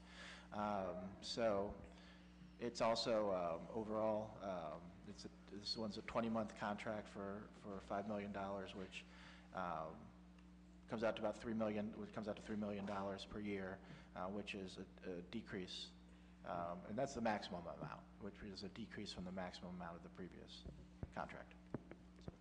Okay, thanks. And I know, just in case any council members didn't receive it, he did give me some brochures and some pamphlets, so hopefully everybody got something. If not, let you know. Yeah. And Bernie Rochford with Oriana House is here if you had any questions about the program itself. All right. Great to answer them. I don't know if James wants to add. Yeah, sure, James. You have anything to add? Mr. Chairman, members of the committee, the only thing I would add is, again, we did go through an auditing process, the city, the county, and ADM board. We presented that to city council some months ago. And so we were satisfied with the results of that, and they also allowed us to, again, as Sean said, better equip our contract going forward. So we feel that this is an improvement from the city side of things over the way we've done it in the past. So we're in line with the county. We've gone through a clean auditing process. We've had good dialogue with Oriana House about the concerns that were raised previously, and so we feel confident presenting this to you today. All right, thank you, James. Any questions, committee members? Mrs. Sims, please. No questions as much as that as comments. I do appreciate the elongated process we went through to get questions answered, and I appreciate the efficiency that now occurs because we've done the alignment with the county and the city. So I just want to say thanks for that and being accessible and available to answer some of the difficult questions that we had last year. So thank you. Thank you, Councilwoman Sims. Any other questions? Mrs. Keith, please. I just want to personally thank you for, I think it does make so much sense that we get in line with what the county's doing. That all takes time, so you made it a priority. I want to thank you for that. And also because I do have a lot of work that I do is in recovery with people, and I have to tell you, Oriana House comes up almost every time that I am in an arena with people that are grateful that they have today. So the work that they are doing, especially in our day and age, is commendable, as are all the little offshoots that after they leave Oriana House that they are going to. We have a remarkable society here of community involvement, and I want to thank Mr. Rochford, and because you are the foundation normally for this to get moving, and I just thank you so much. Thank you, Councilwoman. Mr. Swirsky. You'll be able to talk. Just to thank you for being responsive to all the questioning that took place last time we met, and also to the administration for taking those concerns, following up with them in further dialogue, and mostly you guys have a great track record in the community, and people know it, and your service is extremely valuable, and thank you. Thank you, Councilman. Mrs. Sims? And maybe, Mr. Hardy, you can answer this, or my first boss over there. There was some discussion around per diem changes for residents. Were there any changes to that?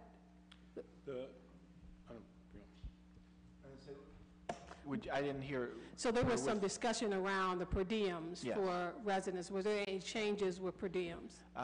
Yes. And well, basically and this was on the recommendation of the audit.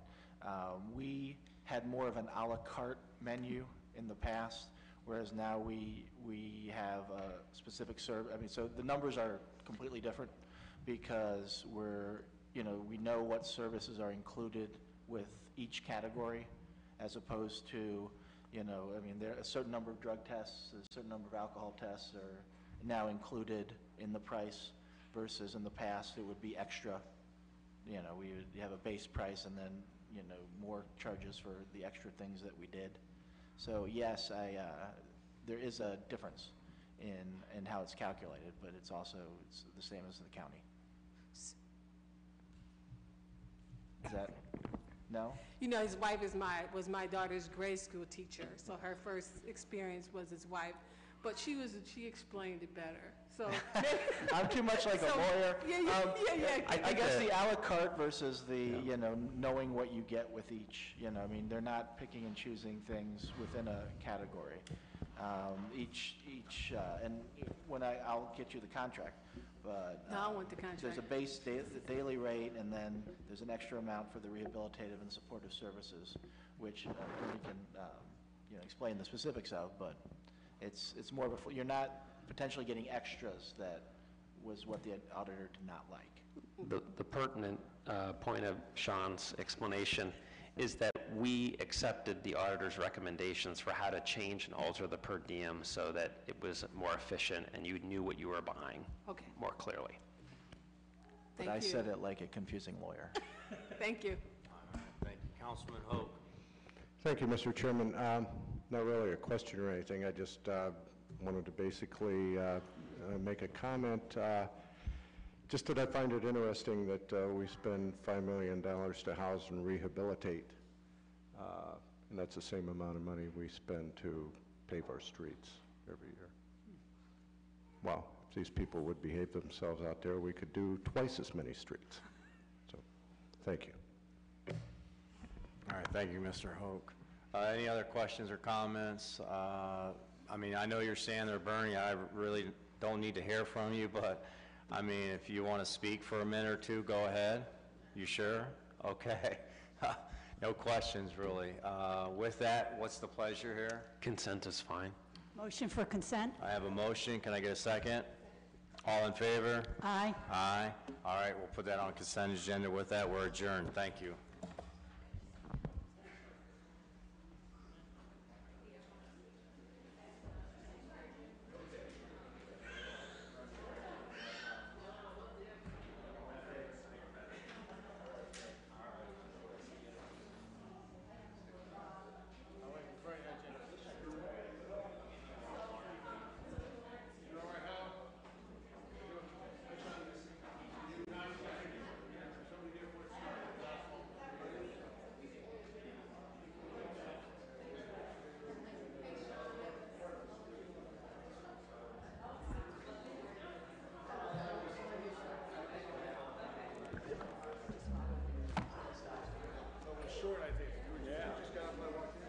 Okay, next we're going to have Health and Social Services.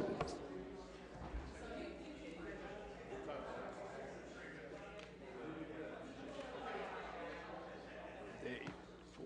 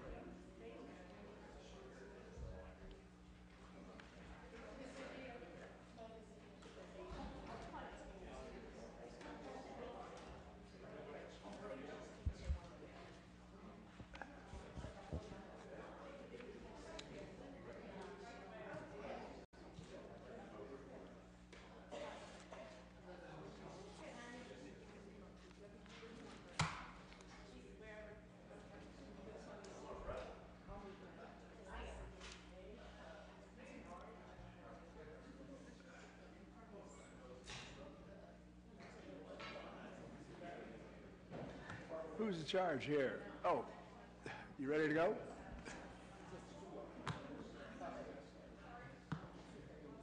Freeman, Sin, Dale, Miller.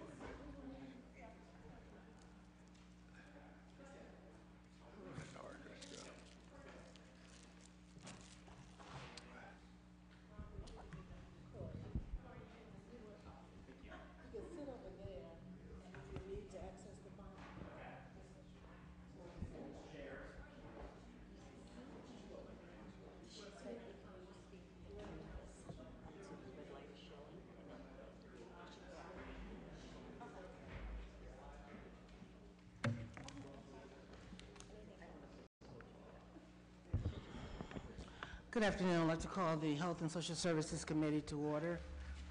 I would like to have a motion to accept the minutes from the previous meetings, please. So moved.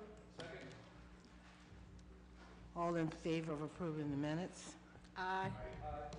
Opposed? The minutes are approved. Now, we have a substitute. As soon as I can get this open.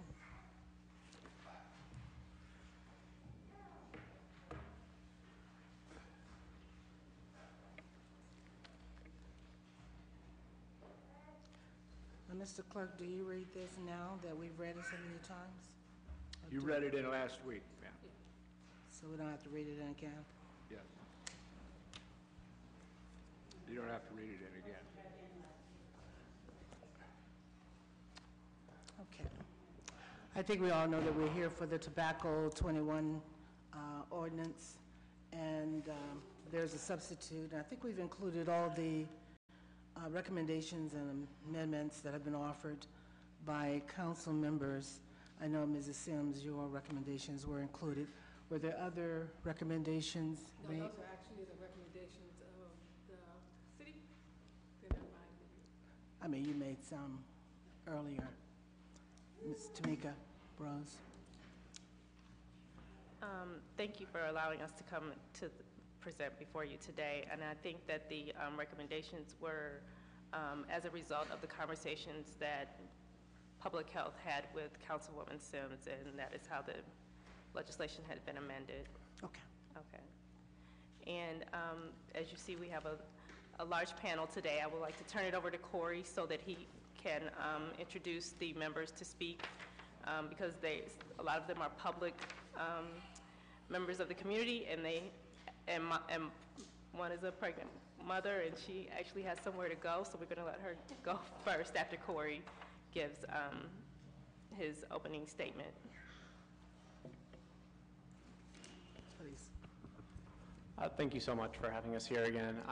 Like Tamika said, I'd like to get these ladies out of here so they can take care of things. So I'd like to introduce Miyoshi Ward and Jordan Kressel. They're both Baby Me Tobacco Free members of our program, and they just like to be here and say a few words. So Miyoshi, I'll have you go first. If you could just flick the little switch and pull the mic up to your mouth a little bit.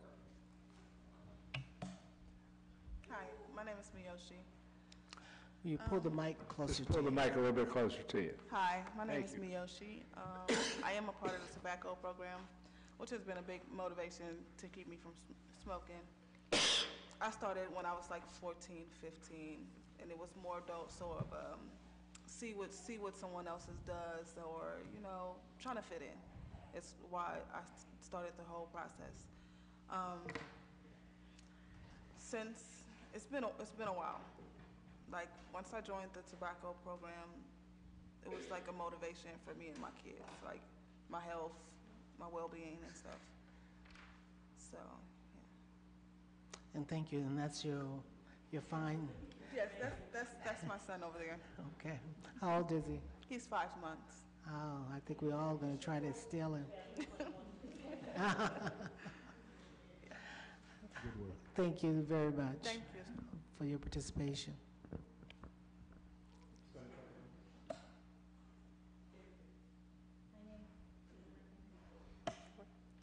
My name's Jordan Krajcik. I'm 8.5 months pregnant. I'm part of the Tobacco Me baby. I started smoking when I was 15. Got it from probably, an 18-year-old boyfriend, so it was very easily accessible. I currently stopped smoking 8.5 months ago when the day I found out I was pregnant. It was a mindset where I have a little guy in here now, and I don't want to harm him. But without this program being my motivation after this pregnancy is what I'm worried about. I don't want to start again. And it's very, very motivational, and it's nice to have somebody to talk to understand and plan with me certain things that you can plan all you want, but she just really motivates me and makes sure that I know what to do whenever I have that craving. So, very much. The young lady who spoke first, what's your name again? My name is Miyoshi Ward. Miyoshi. How long ago did you stop smoking? Well, like she said, it was right before I got pregnant, and I found out I wanted to take it more serious because I also have a 16-year-old. Okay.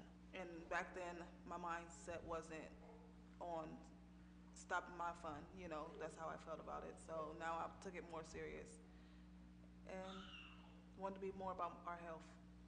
Okay. Thank you so much. We also would like to introduce Terry Wade. She's a citizen of the city of Akron. If you could speak. Thank you. Thank you for having me. As he said, my name is Terry Wade, and I reside at 2120 Pilgrim Way, Akron, Ohio, Ward 8. Recently, I graduated from Leadership Akron, the NEXT program, and now understand how all citizens should pay attention going forward to local government and the opportunities that we can afford local government and be a participant. When I was working full-time at IBM, my time was limited. I am now retired. We know that chronic disease impacts all of us and drives healthcare costs, most of which are cancer-related, either heart attack, cancer, stroke, or heart disease. I'm here today to discuss the importance of T21, as well as encourage you to vote for this important legislation.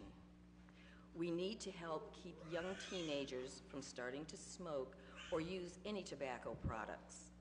If you start smoking at a young age, you're less likely to be able to quit. I really personally believe that you can quit the addiction, but you may not ever be able to quit the affliction that comes with that addiction, should you be saddled with any of those cancer-related issues. That's a lifetime of pain. Please help us to protect our children from all tobacco products with T21. It will improve their lives for a long time to come. Thank you. Thank you very much. I'd also like to introduce Dr. Crane. He's the president of Tobacco 21. Thank you. I'm Rob Crane. I'm a family doctor. I'm a professor of family medicine at Ohio State and also head up the Preventing Tobacco Addiction Foundation and our project, Tobacco 21. So we participated now in 303 cities and counties that have gone to age 21 for tobacco. If Akron is able to manifest this, you'd be the 10th city in Ohio to offer this protection for your younger kids. As we're aware that smoking doubles the risk of infant mortality, Akron and Columbus share this affliction. And I think we know that kids at this age don't always make the best choices. I have a 13-year-old myself who is headstrong and willful and smart and tends to make impulsive choices. If we as a community can help him take a pause on that choice for a while, I think it helps us all. We know the data. We understand the science. What we need now is the leadership of council, not just here, but across the country. And I hope that you in Akron will be able to do this today. Thank you. Thank you. Okay, finally I have Donna Skota. I would just like to first reiterate some of the facts about policy changes. But first I would be remiss, we have 2 Board of Health members, 3 I think actually, Marco Somerville, Sheila Williams, and Lynn Clark, if you could stand. These are 3 of our Board of Health members that came to support. One's babysitting right now, but that's okay. What we wanted to do was just talk about cigarette smoking does remain the leadable preventable cause of death in the United States. There's about 443,000 people that die every year, and for every one of those, there's another 20 that are afflicted with the horrible disease of tobacco, including chronic obstructive lung cancer and the things that Ms. Wade had mentioned. We very much want to keep kids from never starting to smoke. And we know if we create policy and remove their actual peer groups, if we can shift that peer group at all, most 15, 16-year-olds aren't hanging out with 21-year-olds. If we can shift that peer group, we have a fighting chance of getting those kids to never start smoking if we can get them till they're a little older. People don't usually start smoking when they're 26, 27, 28 years old. It's when they're much younger. And so we're asking you respectfully to vote to protect our children for now and that little guy screaming up there for the future, and this unborn child right here. We want them to be as protected as they possibly can be. Thank you. Thank you. And then finally, I'm hoping you had a chance to review the sheet here. Did you guys get a copy of this? Just briefly, we took a look at some of the economic impact. There's concerns raised by, I believe at least one organization wrote in about the economic impact of this change. And so we did a cost analysis. We based that basically off the U.S. Census, how many citizens are 18 to 20 years old, based on the percentage that smoke, and then distributed that across all 200 so vendors in the city of Akron. And what it breaks down to is about $3.59 a day loss of revenue after taxes. $3.59, that's it. And we felt we were being conservative with this. And that doesn't even include that's revenue, that's not profit margin. And from talking to local vendor, especially the small guys, they literally make pennies on the dollar with a pack of cigarettes. It's not a huge profit driver. So compare that then to $1,000 a household in state and federal taxes that we pay for the burden of tobacco. So I just wanted to make that point, and I can answer some questions on that later if you have that. But it's a very small price to pay for a huge reward for health and as well as economics, plain and simple. So, thank you. Thank you very much. Mrs. Rose, did you have anything you would like to say at this time? Yes, in closing, I would once again like to thank all of you for taking the time to discuss this legislation. I would also like to thank all the advocates for coming to the City of Akron to help us pass this legislation, hopefully. And at this time, I would just like to remind everyone why Mayor Horgan and Councilwoman Amobian saw fit to introduce this legislation. The ultimate goal of this legislation is to decrease our infant mortality rate in the City of Akron and Summit County, and to ensure that we are doing everything that we can do to give our children a healthy start. I think we can all agree that smoking is an unhealthy habit. It has been studied and documented ad nauseum. And we can know that we can Google the negative effects of smoking and vaping. This cannot be denied. We know that smoking is one of the contributing factors of heart disease, cancer, diabetes, stroke, and arthritis.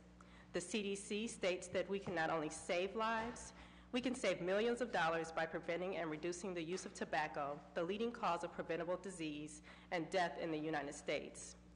We also know that the economic viability of a state is measured by the health of its citizens, i.e. their workforce. Businesses consider cities and states' health rankings when deciding where to locate. You may ask, why would a business consider health rankings? Well, the answer is quite simple. It goes to their budget analysis of how they're going to have to spend to keep their workforce healthy in a particular city or state. Ohio ranks 39 out of 50. We can do a lot better. One of the predictors of a state or local community's health is the infant mortality rate. We know that Akron and Summit County rank very high in this area. We have discussed this issue for years. We also know that smoking and secondhand smoke are contributing factors to premature birth and infant mortality. We know that chronic disease such as heart disease, cancer, lung, stroke, and type 2 diabetes account for most deaths in the United States.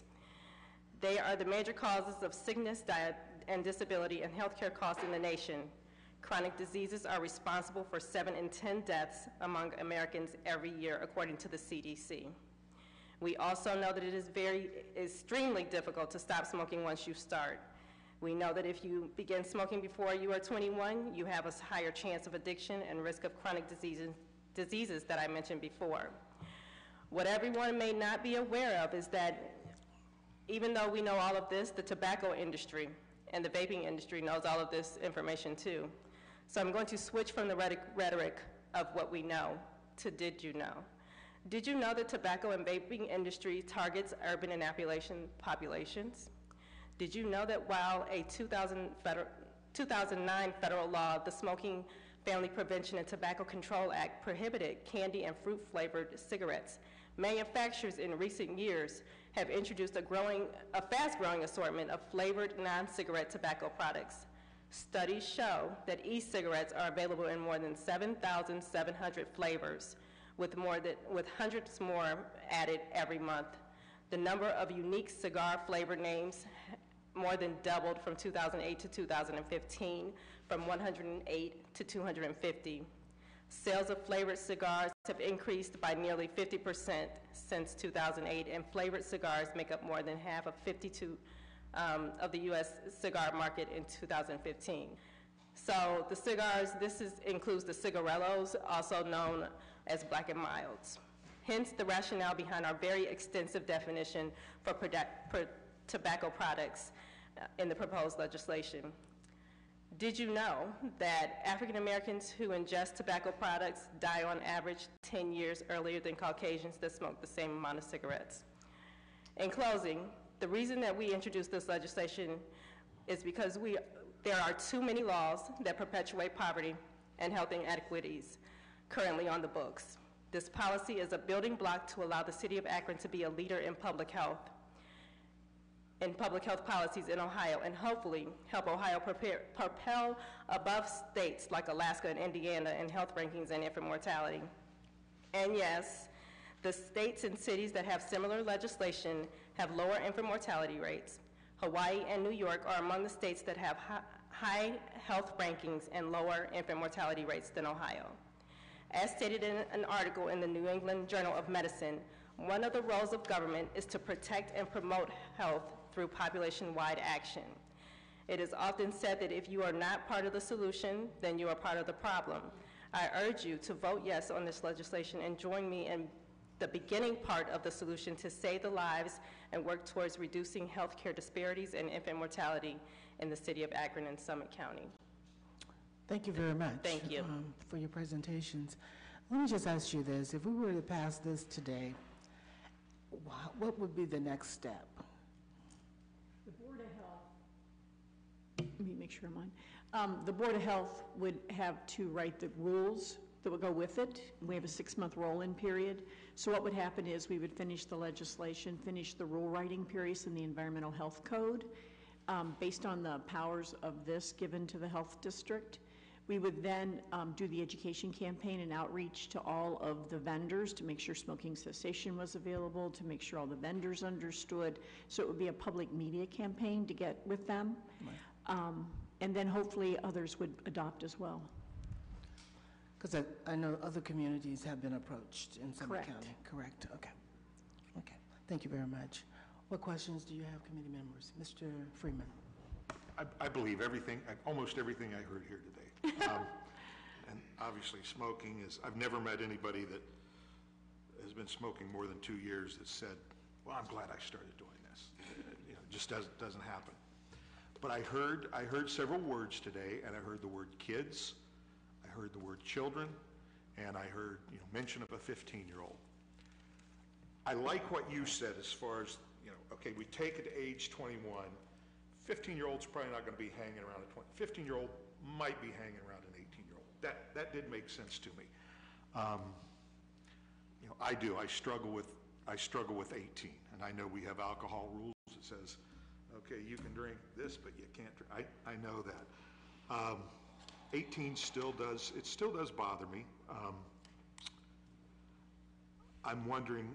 I think what I see coming here is there's going to be an information campaign that's going to be a big part of this, maybe even bigger than enforcement, because I don't know how much enforcement we do right now. And it has nothing to do with what we're talking about right now, but if we're concerned about, there's the little one that's making all the noise. If we're concerned about that, and I know a legislator tried to do it in the state of Ohio one time and was shot down. It's wintertime and I'm driving down Market Street. The car next to me is sitting at a red light, and there's a little baby and a little 3-year-old in the back seat. And that car is filled with smoke.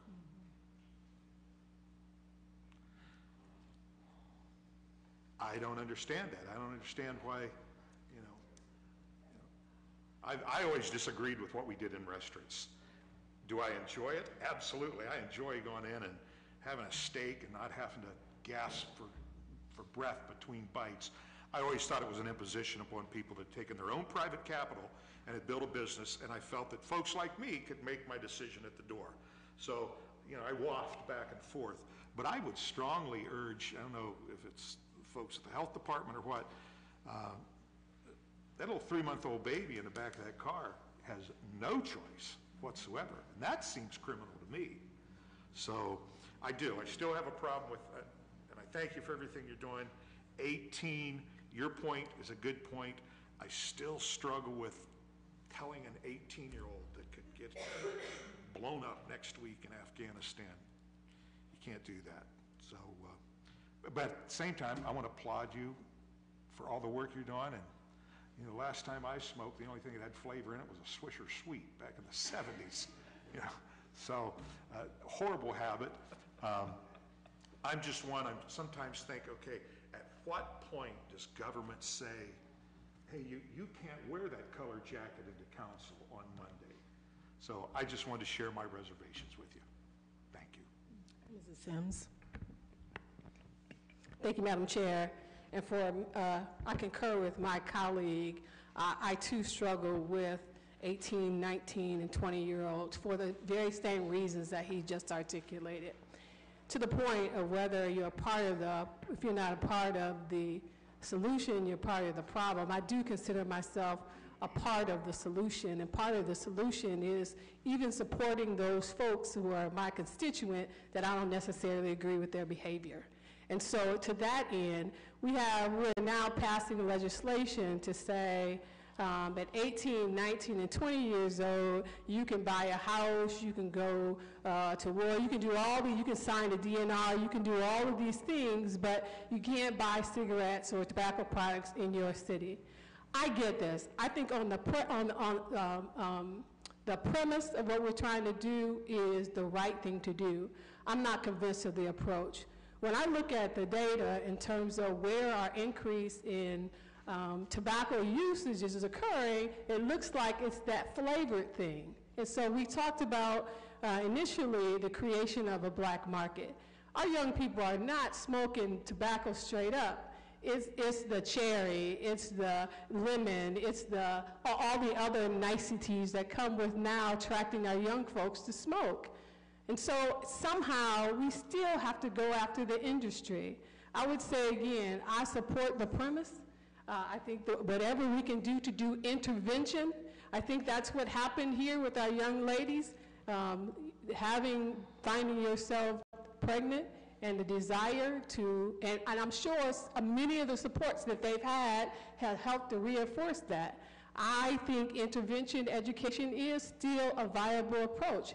But I think simultaneously we have to go after those industries that target our young people. So again, I'm troubled by supporting legislation that takes the right, whether I agree with their right to do that or not, is a whole nother story. I think the premise I agree with. I don't necessarily agree that I agree with the approach. And I do.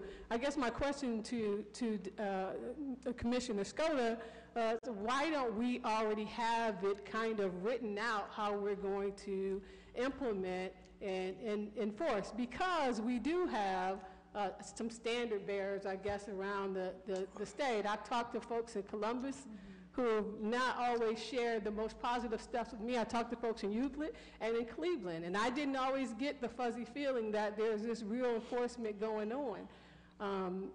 So I do have some questions about that as well. But I've shared those things. We do have it written out. That's the thing. It's a 6-month period for education. That's what Columbus did. It seemed to work well. Dublin as well. They're doing the 6-month rollout, so you have time to get to folks, get everybody used to it, get used to the idea, get folks into cessation if they would like to be in cessation. So yeah, those things are in place. It's just not formalized yet. We need that time period, but it's written out on the one sheet of paper you should have received. Yeah, we got that kind of sort of you last should have year. had that I one. thought you were talking about some additional rules. Oh, no, that's it, Veronica, I'm sorry. Yeah, no, that's it. Thank you. Mrs. Swirsky?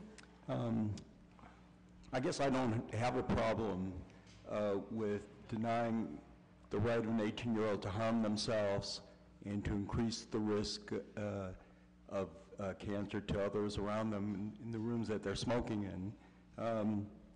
I think that you guys have done a fantastic job of documenting a major public health crisis that needs to be addressed. I know that in Ohio, we actually have a much higher rate of high school students smoking than the national average, right? The Tobacco-Free Kids have produced some documentation of that. And I know that there are efforts nationally around the country, I mean, beginning with the taxes that went onto the cigarettes, many workplaces and public facilities that are banning the use of cigarettes. They're all trying to do something about this public health crisis. No solution in itself or no strategy in itself is going to solve the problem. But in combination with these other efforts, I think this ordinance is a very positive step forward. The law appropriately focuses on the adults who profit by selling cigarettes. The tobacco industry, I share Mrs. Sims' antipathy towards the tobacco industry and the executives who... I was just saying something, I agree with you on something. Okay. The tobacco industry does spend millions of dollars in Ohio each year in advertising, talking to the public. And there is research that I'm sure you guys are familiar with that shows that teenagers are more sensitive to advertising, and I'm sure the corporate executives who make those decisions also are aware of that, aware of their advertising's impact on teenage behavior. One of the figures that I got here was from the Tobacco-Free Kids was that they spend $424 million, there's an estimate that they spend $424 million each year in marketing. So, to me, the tobacco industry is a great evil. And it's an evil that is talking each and every day to our citizens and to our young people. And I think the local government has a responsibility to step up. It's our turn to talk to the public. Cigarette use is harmful. Selling it to young people is wrong. We care about our citizens, and we are prepared to take action on their behalf. Thank you very much, Councilman. Are there any other comments from council members? Committee members first, I'm sorry. Committee members? Council members, please.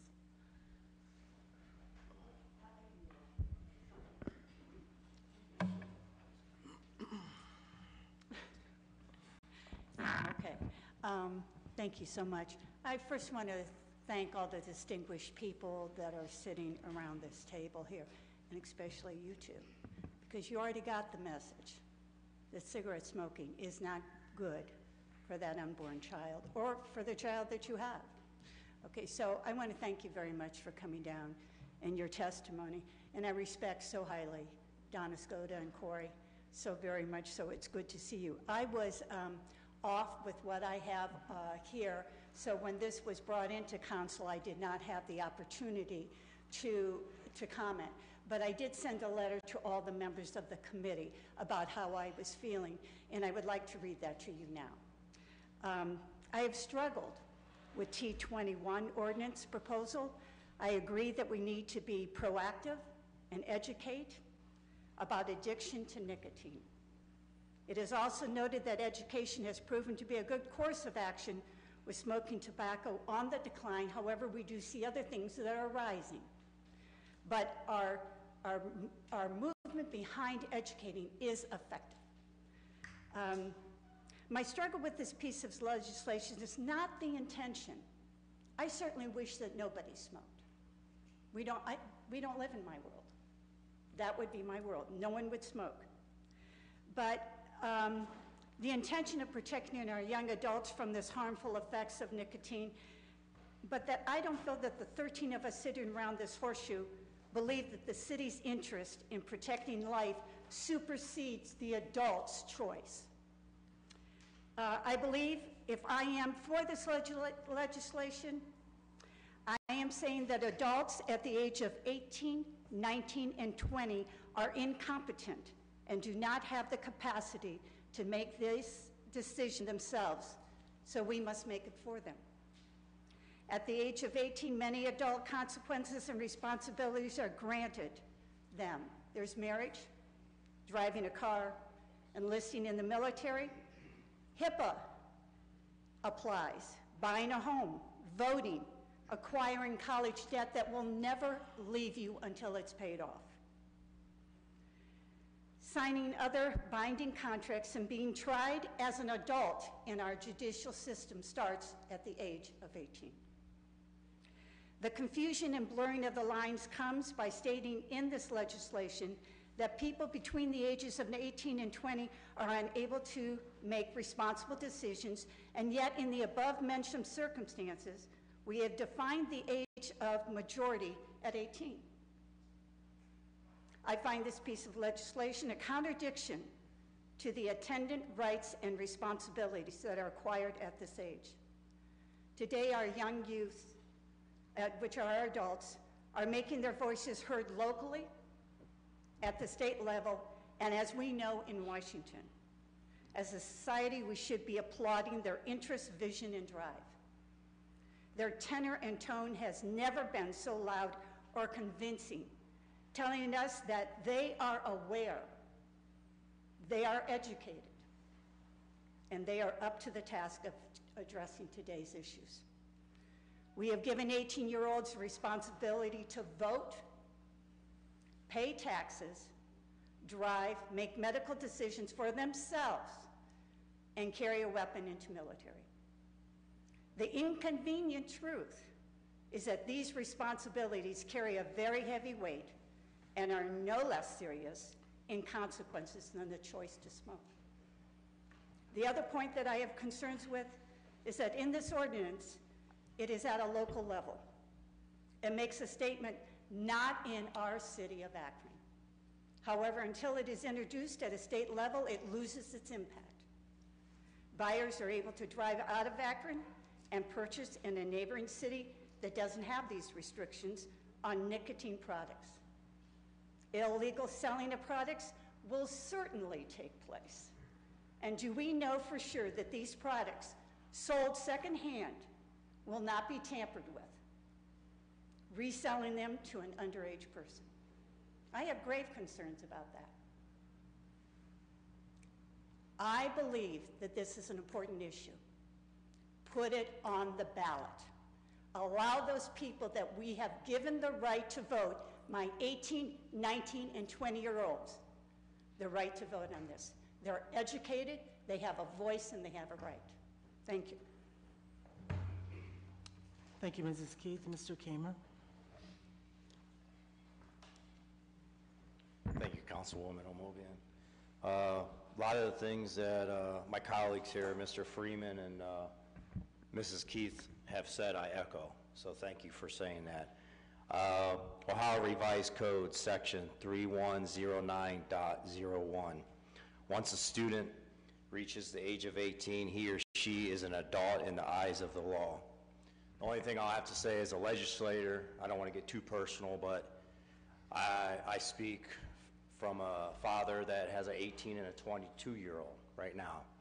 And in my eyes, they'll always be my children and my kids, but they're adults, and they make their own decisions. And 2 weeks ago, I voiced my concern in regards to being an 18-year-old and serving in the military and dying for our freedom and our Constitution, and then also as a legislator asking our young 18-year-olds to vote. So I just wanted to thank you for all your hard work, and this is a very important issue. I have a mom that obviously has COPD, emphysema, and she's on oxygen daily. She started smoking when she's 14. But I have to stand here and be a legislator, so thank you. Mr. Hoke. Thank you, Madam Chair. I had a question about where did the original 18 years of age come from? Was that federal, state, local? I mean, where did that originate and come out of? Of course, until about 30 years ago, for the first 600 years of English common law and the first 200 years of United States constitutional law, the age of 21 was majority. It wasn't until after the Vietnam War, when young people were sent to fight without a vote, that we lowered the age to vote. As you're aware now, we still have a number of things we reserve at age 21: alcohol, foster parenting, concealed carry, purchase of handgun. All these things we consider to be very high risk. We reserve for age 21. It is not so much that we're trying to protect 18 to 21-year-olds. It's the fact that they are the major suppliers. They're the 90% suppliers to young people. And we know that, the data shows us that if you raise the age to 21, you reduce high school smoking by half. You get rid of the supply chain from the 18 to 21-year-olds who supply the younger people to start smoking. If you want to stop smoking in Akron, if you want to diminish the risk and peril and tragedy of smoking in Akron, you have an opportunity to stop the suppliers who are those 18 to 21-year-olds. Thank you. Well, I think we're in the wrong venue here as far as coming out as a city and trying to prohibit the tobacco sales. The residents that I represent in Ward 6, we live in the southeastern area of the city. We're surrounded by Talmadge, Mogador, Springfield, and within a half mile to a mile, anybody from Ward 6 can drive and purchase tobacco if they so choose without, just because we can't sell it in Akron. So I'm not sure that raising it to 21 and we're sitting in the middle of Summit County and the city of Akron is going to, make a huge impact with a lot of the people that are already smoking and want to smoke and are willing to drive out and get to tobacco because they are under 21.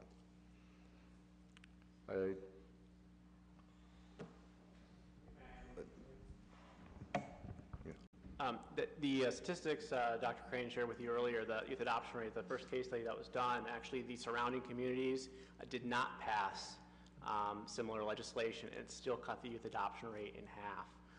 So the evidence shows even if surrounding communities don't pass it, there's still a huge drop in youth adoption rate in tobacco. So it doesn't make sense, but there's good scientific data proving otherwise. And we're also talking with other communities and hopeful. I mean, the city of Akron holds 50% of the entire county's tobacco retailers. So the largest amount are within the city of Akron, but almost 50% of all the tobacco retailers in the entire county are within the city of Akron. So we've talked to other communities, other municipalities are excited about this. I think looking at Akron as being the leader with the most tobacco retailers. And if this would pass here in Akron, I think it would catch on like wildfire. Yeah, well, I would certainly hope so, but I just don't think, like I said, I think that, we need to go to the state or to the federal level and bring everybody into this rather than just piecework it in and get everybody involved, and it would make a lot more sense. And thank you very much, Madam Chair.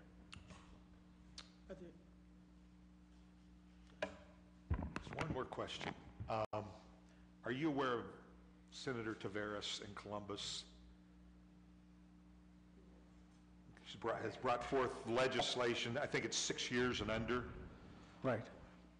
You understand that in Columbus today, I'm sorry, there are 30. No, I assumed that some of you were aware of that. and I'm moving away from what we're talking about, just a hair.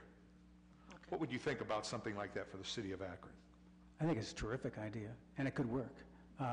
Several other cities have taken up this under age 6 or under age 10 in the car smoking. Yeah. Very valuable thing to do. But keep in mind that in Columbus today, there are 32 full-time paid lobbyists working for the tobacco industry. Getting something through the state legislature, like the gun lobby, is almost impossible to do. That's why we need Akron to lead. I think Senator Taveras had maybe brought this in, or tried to bring it in once before, was shot down 3 times? Okay. And to me, it's like, it's so close, it's right on your nose and you can't see it, and it would be wonderful if this council would consider something for the city of Akron that would say, I don't know if it would happen in conjunction with this, that would say, guess what, if you have a 6-year-old or under, I think this legislation reads, we catch you smoking in that car with that child in that car, it's a $500 fine if a policeman sees that. Right? Now, other states, they take it clear up to like 18 or 19. I think that's unreasonable. But I would, since we have you all here today, I would love to see that conversation brought back to us, perhaps, as a city.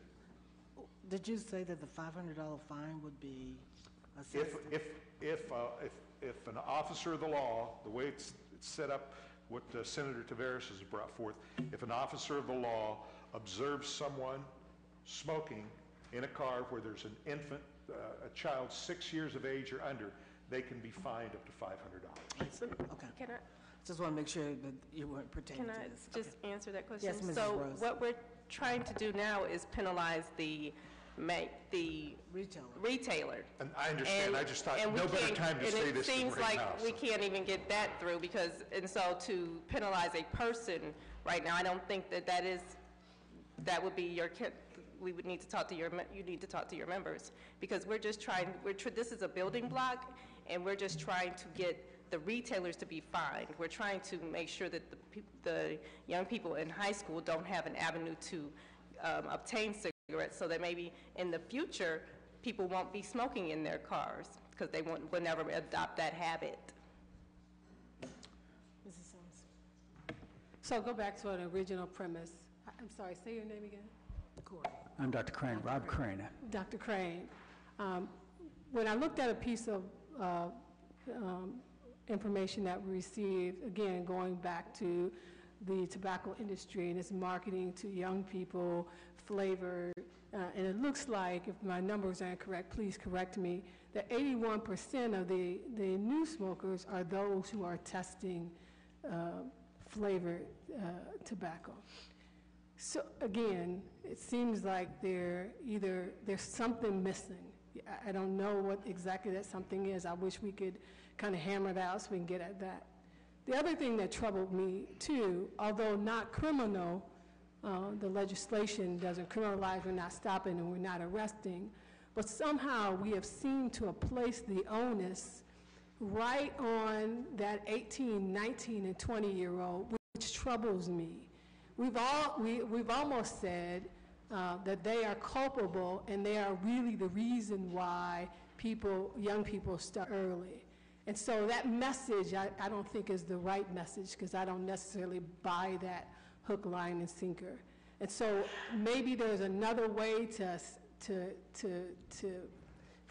kind of phrase that, but putting the onus squarely on those folks just doesn't sit well with me. There is, of course, no penalty on the 18, 19, and 20-year-olds, only on those who make a profit selling to them. But they are indeed the suppliers to younger kids. And excuse me, Dr. Crane. Thank you, Jordan, for coming. We appreciate your input. Please carry on. so I think there is some responsibility that they share because they are the ones who initiate younger kids. And it's a function of the combined judgment and maturity that we know comes with time. And we know that 95% of people start smoking before age 21. 95%. So that means only 5% of people would even consider undertaking this addictive, deadly habit. We need to give kids time, and this gives them time. add one thing too. I'm sorry, the flavors are included in this, so the ordinance would include all those flavored products as well, just to be clear. Mr. Neal?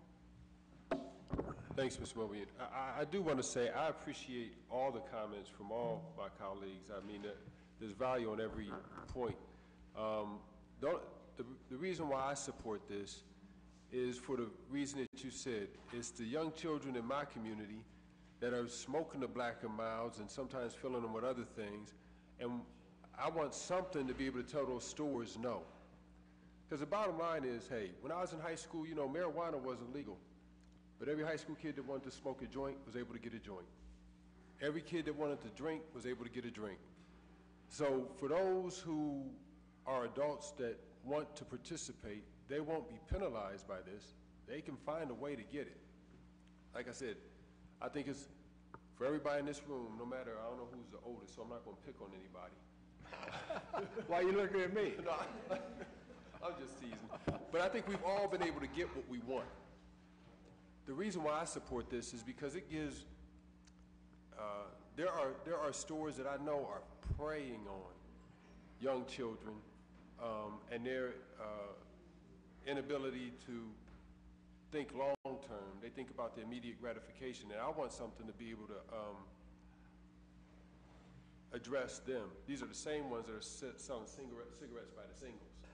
You know, so that's why I stand in support of this. But again, I really do appreciate and I value all the comments shared by my colleagues, but there's always something, and I'm thinking of the holistic long-term. Like you're saying, Mr. Freeman, because some of those that are driving the car aren't even 18 that have little kids, and you know, they may have little brothers or sisters, and sometimes even their children in the back. And I wish sometimes that's the only smoke that was coming out was cigarette smoke. Sometimes it's other smoke. So I say that to say, for those of us that have our vices, we could always get whatever it is we want. But I appreciate this legislation because for those stores that prey on young people who aren't as mature and don't think all the things through, they just want to be with the in crowd, this gives us something to address them. So thank you. But again, I do appreciate what everyone has shared. Thank you, Mr. Neal. Your name, ma'am? My name is Sheila Williams. Can everyone hear me? I'm a board member in Sumner County Public Health, and I was just telling Marco. Okay. Can you hear me now? Yeah. Okay, my name is Sheila Williams, and I sit on the board. I told Donna I didn't want to say anything, but as I'm sitting here listening, I'm a former high school teacher, and the bigger issue here is your vapors, which that's what you've included. When you're talking about urban kids, because that's where I taught, and these neighborhood stores, cigarettes that are being sold, and socially, economically disadvantaged, I think that's a key thing here that no one wants to talk about. You target the least among us. So now we're selling vapors that look like things you put in the computer, and it can be sitting on the table and the parent doesn't even know what it is. It's small enough to fit into a pocket, and it's flavored. If I'm 12 or 13 years old, it tastes good to me. If we can legislate the 18 to 21 of buying cigarettes, I can assure you the 21-year-old is not going to help the 12 or 13-year-old to get a vapor or a cigarette. But that 18-year-old, the mentality is simpleness. And I'm going to say that because I was an urban teacher for 31 years. We think it's, oh, that's cool. And the vapors are the bigger concern. And I really appreciate you putting that in there. I'm not so much concerned about the tobacco as I am the vapor, because the vapor is so cool and it's appealing and I can hide it. And so if we can address this 18 to 21, that will help to address the kids under 18 with the vapor, because that's our bigger concern. We'll all be dead and gone And this issue of the vapor impact will be 2 to 3 times harder. And I agree with you. If a child wants to smoke, drink, or do whatever they want to do, they will find a way. It is not the child that we are trying to get to. It is these vendors that prey. And in socially, economically disadvantaged areas, whether it be rural Southern Ohio or whether it be right here in Akron, they have a targeted audience, and they don't care about these children or the young adults. And Akron is the pace setter. I'm from the community where I've said to them, if Akron does this, I expect you all to do something too. And I think a lot of the communities are looking at that. You are the largest license holders. What you decide to do will set the tone for everyone else. And it's not a matter of whether it's a right thing as far as being elected. It's a health issue. And as a board, that's why we're trying to address it. And I'm sorry, Donna, I said I wasn't going to speak. It's great. You wanted to. No, you're good. Thank you, I just Sheila. don't like to hear things like this because the bigger impact, everyone's dealing with their own agenda or my First Amendment rights. I'm so tired of hearing about rights. Look at these kids. Yeah. Thank you very much. Mr. Milkovich? Thank you, Madam Chair. I too went out to talk to my local businesses, my convenience store and a drive-through, and I was, you're absolutely correct. The amount of percentage of sales for 18 to 21 is very, very low. And I was pleasantly surprised by one gentleman, and then when I asked him the question, he says, whatever's best for the welfare of the community, which really, really surprised me. Excuse me. Thank you so much, Mr. Miles, if I may. I appreciate it. Go ahead, I'm sorry. Thank you, Madam Chair. Being a former smoker, I believe that this legislation could potentially be the vehicle to stop those young adults from taking up this habit. Believe me, I know it's a hard habit to break. So I want to thank you. Thank you very much. Madam Chair, I'd just like to add, I just want the council members to realize vaping products in this country are not regulated. There is no FDA watching out over them. There's nothing. Much of it comes from China. There's all sorts of strengths of nicotine in those products. There's all kinds of chemicals in those products. We have no idea what is in them. The independent research has not been good. And we need to protect children with all forms of tobacco. And Ms. Williams, Sheila spoke that we need to protect kids from vaping. They think it's cool, it's harmless. It is not. And I can assure you that if FDA approves it as a smoking cessation device, I'll be the first person coming back here to ask you to take it out of the legislation. But for right now, it is not FDA approved. And for that very reason. And often you'll see literature out of Britain that is out of England that has been cited as, it's safe, look at this. Yeah, it's really regulated there. It is not regulated in this country. And I don't think I have to remind any of you other things that have come from China that have devastated this community. So I encourage you to vote to protect our children. Thank you. Mr. Fusco? Thank you, Chairwoman Amobian. I respect everyone's, and like some of my colleagues, I kind of wrestled with the 18 to 21, and considering by alcohol, guns, etc. At certain ages and certain things along those lines, kind of struggled with that. The thing though for me is trying to learn from the past, and try to base some of this on historically what has happened and what worked, what doesn't, blah, blah, blah. And the thing of it is having sat here whenever we voted on and talked about, you can't smoke inside your city vehicle. You can't, which was a struggle because if you think about it, you got people carrying guns and you got people plowing for 18 hours and you can't have a cigarette even whenever you're by yourself. But we limited areas in which you can smoke. It was the access piece that we kind of targeted. There was the education piece as well, But if you look at where we were before, you can see pictures of Akron City Council chambers with ashtrays on the desk. I assume that wasn't a decoration. What we've done is we've limited access over the years. And it's been successful in terms of lowering the amount of people that smokes.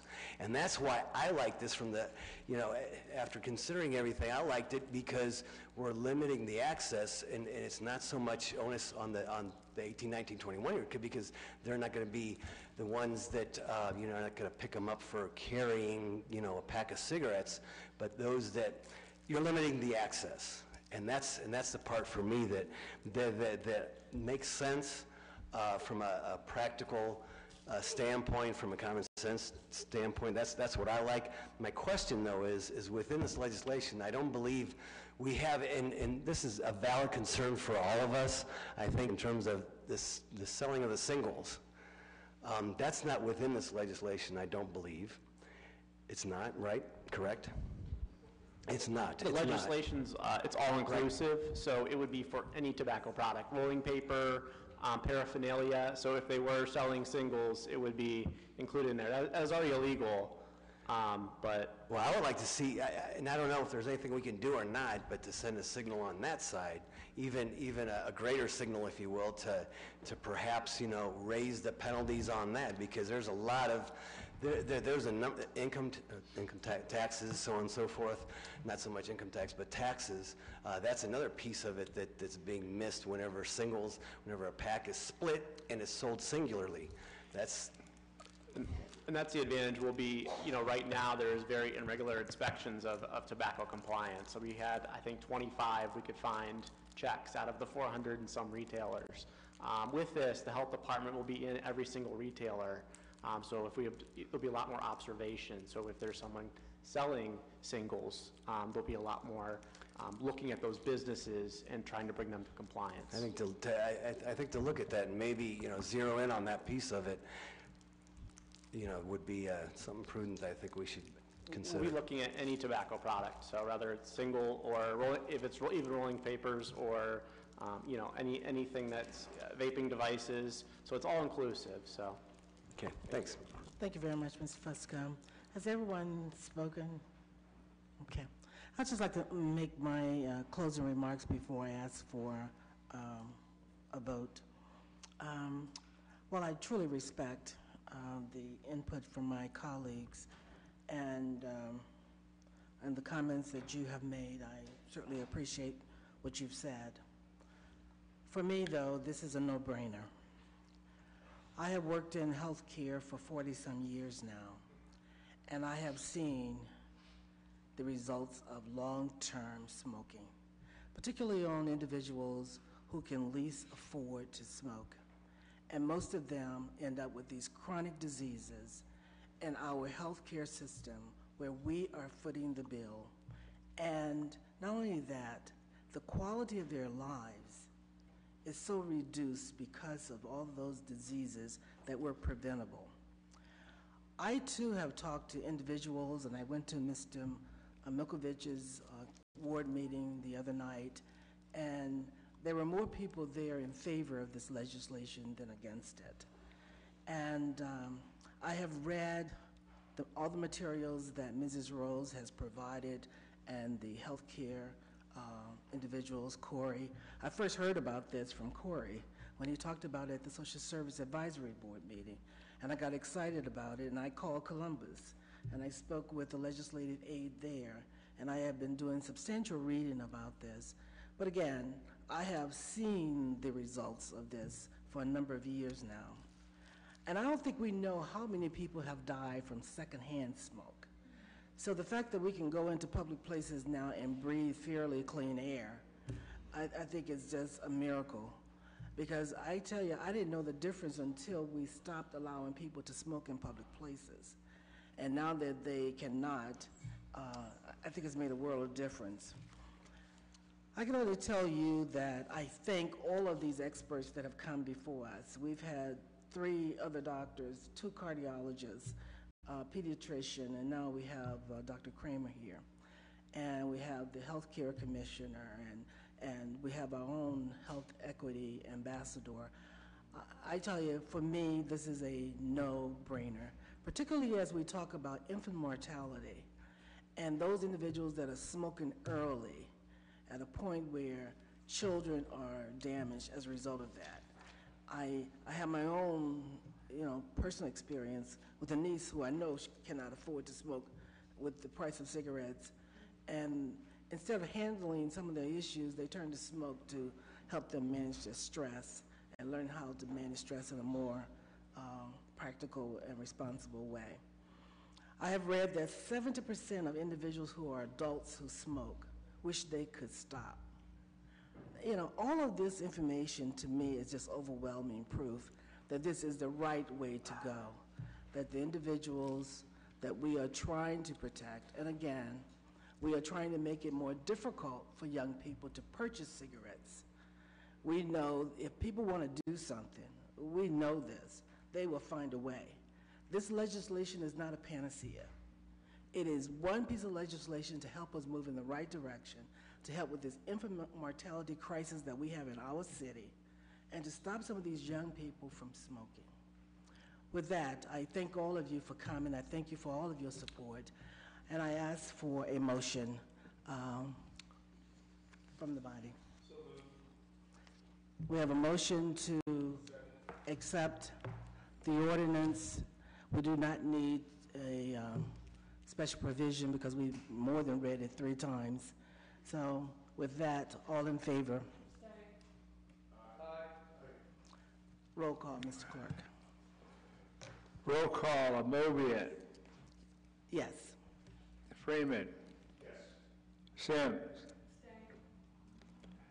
Neal. Milkovich. Motion passed. Passes through committee 4 to 1 abstention. Thank you very much.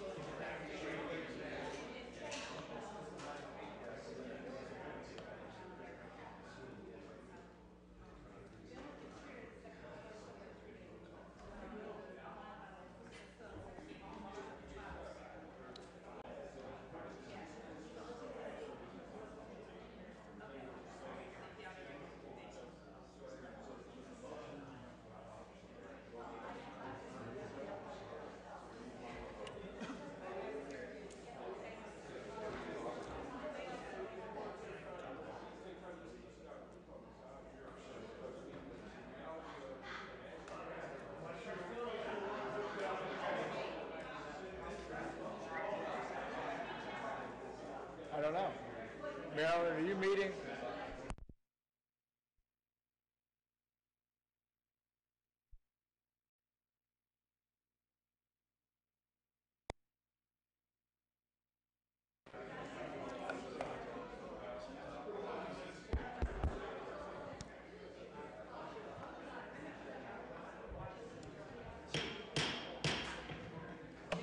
We have the Rules Committee meeting next.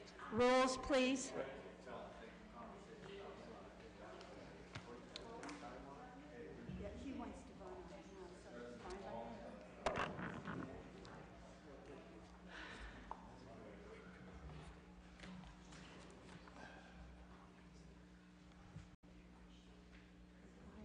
Let's see. I'm really against it. Okay. But thank you. I heard that. That doesn't mean it's right, though. I only had a brain.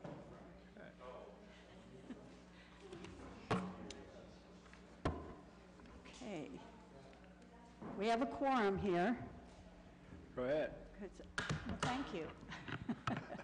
We have, let me see here, rules. We have Mr. Freeman, Councilman Freeman, Councilman Hoke, myself,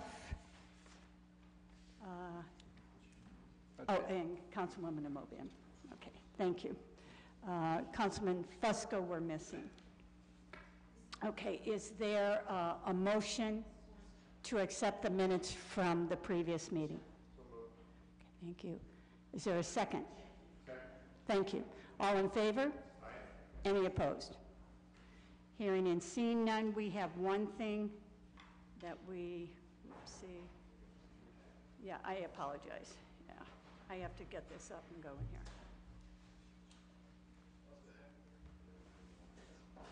Did it? Yeah. Okay. Back in.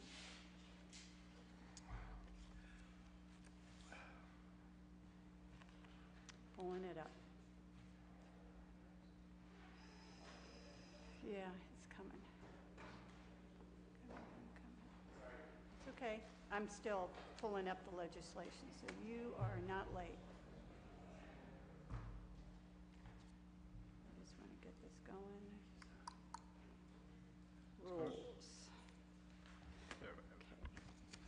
Okay. The first piece that came before us is a resolution opposing the addition of a citizenship question to the 2020 decennial census questionnaire, urging adequate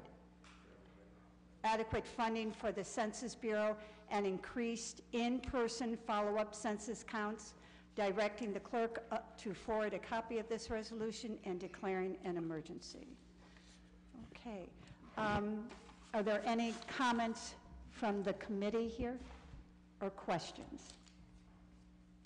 I will start by saying I am just now getting into more research on this as I look at it to make an educated decision. And I personally, myself, do not feel compelled right now to make a decision on this. I would like more time myself. But those of you that were here at the first reading of it may have done your homework faster than I did. So that's all I can say right now. I will tell you that when I initially read it, I certainly had a knee-jerk reaction of a negative feel for the census. But as I'm trying to look at things and read more about it, trying to better understand really what the implications are. I did have a request from one of the sponsors, who would be Councilman Neal. He thought we should vote on it today. So that is entirely up to the committee. He said, however, I explained to him that I thought I would like a little bit more time, and he said he'd be okay with that, but he felt he had given enough time.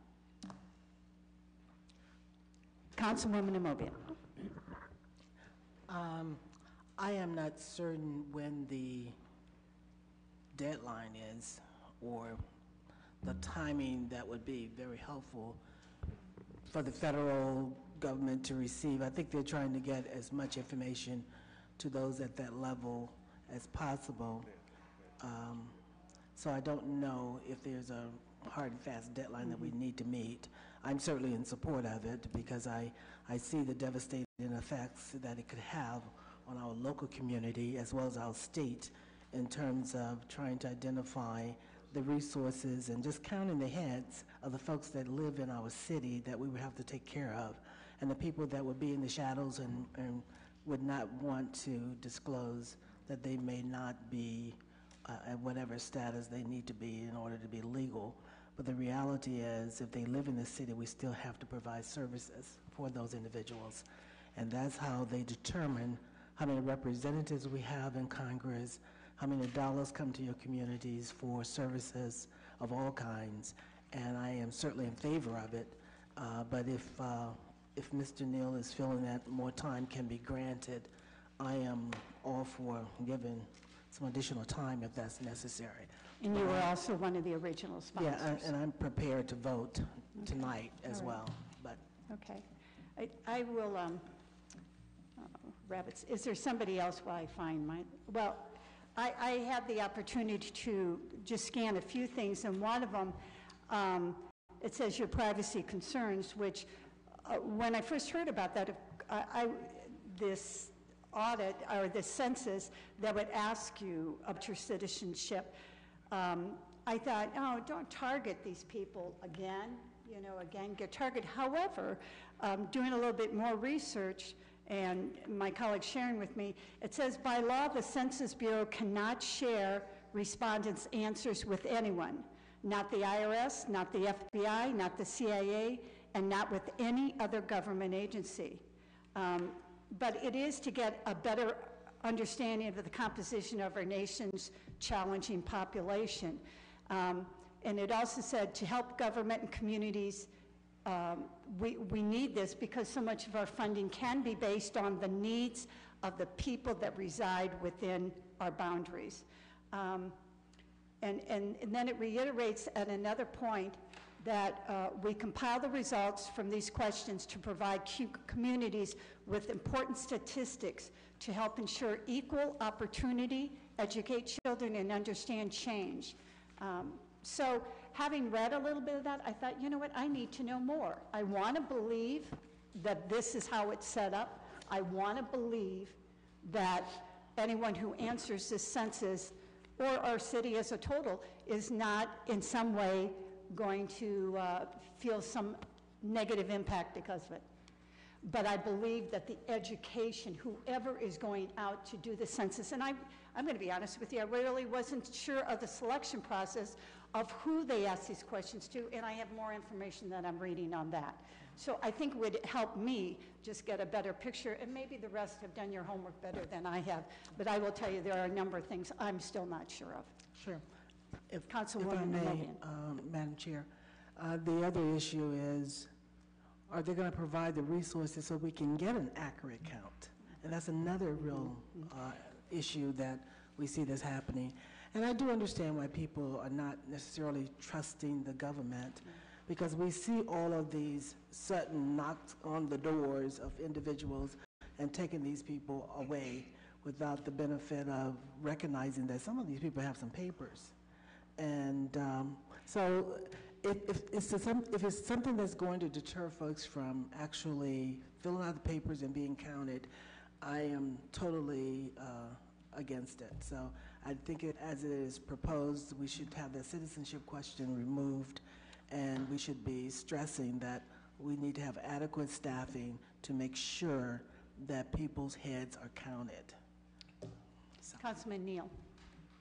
Oh, Thank you, Madam Chair. I just wanted to say, again, out of respect for members of council, if folks need to take time, we can take time. Based on the time that has been taken, as the sponsor of the resolution, I hadn't received questions from anyone to address those questions, had provided all of the information out to folks. The time sensitivity is this. This does come from when we met with other legislators from across the country in D.C., and it was to send this to Capitol Hill because every community understands it's going to be difficult in and of itself, even without the citizenship question on there, for communities to get an accurate count because of the climate that has been created within this nation coming out of the White House.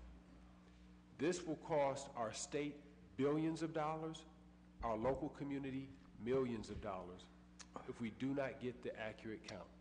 As an educator, you know how important it is for schools to get their accurate count at the beginning of the year so that that school system gets its accurate funding based on the number of students in that school.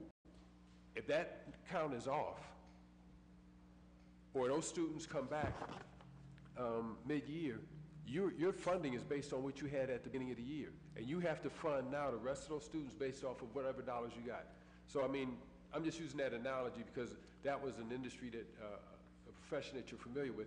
So as a city, if our numbers are off, it's not going to be for a school year, it's going to be for 10 years. that our funding will be short, millions of dollars every year. So as I said before, the importance is so that we can lend our voice with others across the nation. But for us as a city, we are truly going to have a collective plan on how to gain the trust of our local communities for people to fill this out. So if members need another week, I say let's honor that, but please be prepared to vote next week. Even after we vote, I think this is an issue that we need to keep on the table on how we're going to work with our community partners to make sure that our numbers are correct so that we're not, on the short end of the stick years to come until 2030, oh my gosh, for the next 10-year census. So thank you. If I might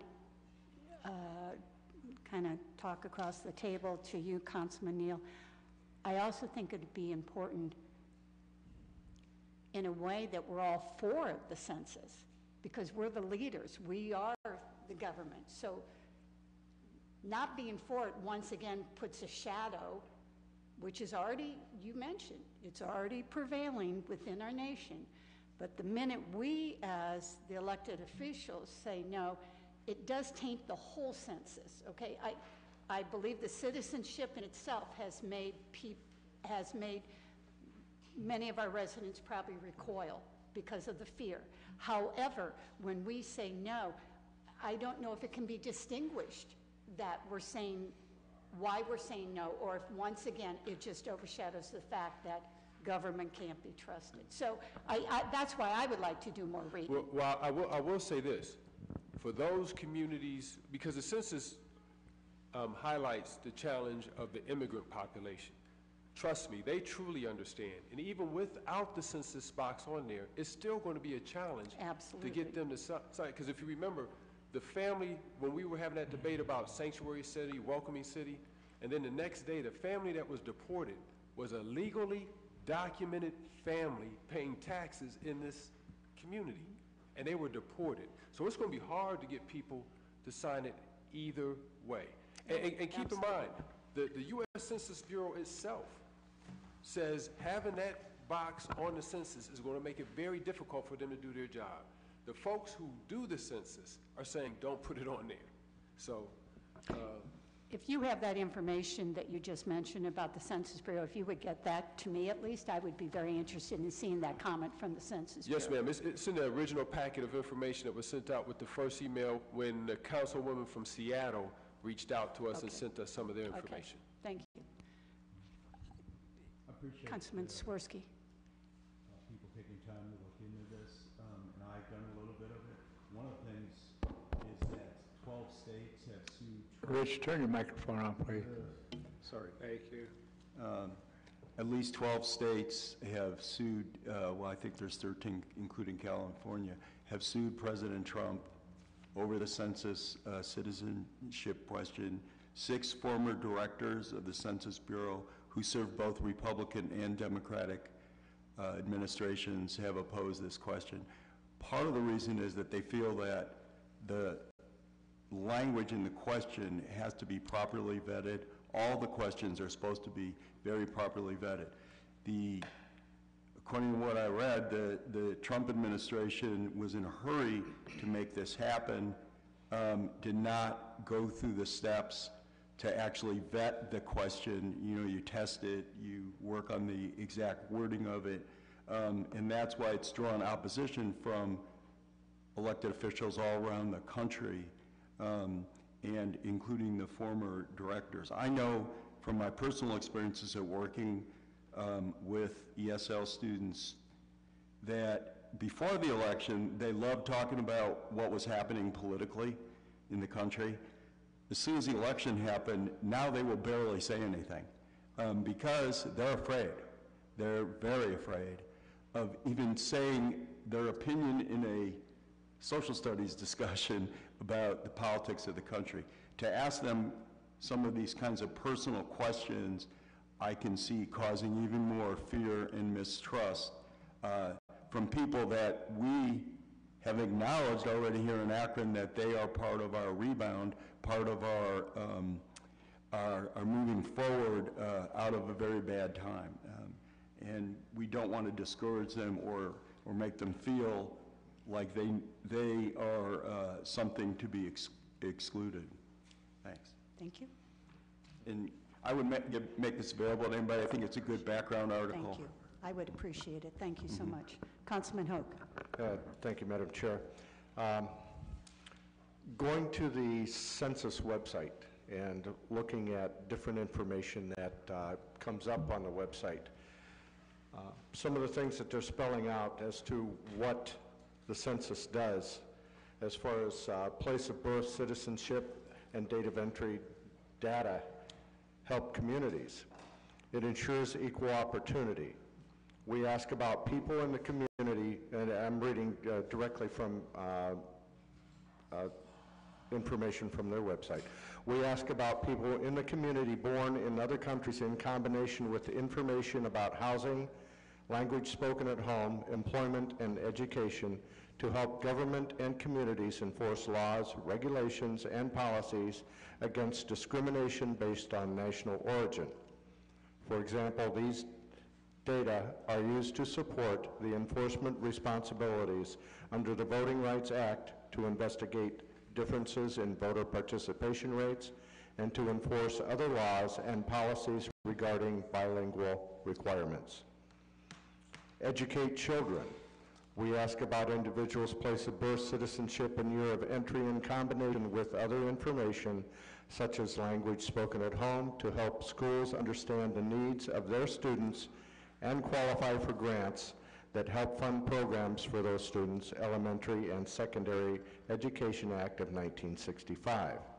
Statistics on how many foreign-born children depend on services through schools help school districts make staffing and funding decisions. We've seen that in Akron with the schools and some of the people that have come into our country and their children are now in our schools and the adjustments that have had to be made in those schools. Understand change. Researchers, advocacy groups, and policymakers are interested in knowing whether people of different races or countries of birth have the same opportunities in areas such as education, employment, and home ownership. These data may also help to identify communities with large refugee populations that qualify for financial assistance under the Immigration Nationality Act. And that's just a few things that I found on the census site that talks about what the information is, what they get, and what they do with it.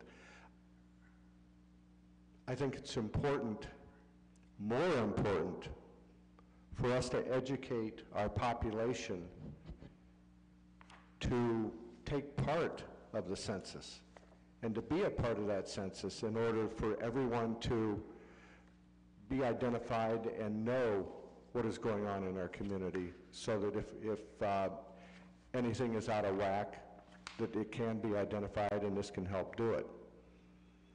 I also wonder, and I'd like to find out, through our law department, one of the things that, when we were sworn in is to uphold the Constitution and laws of the United States, Ohio, and Charter of Akron.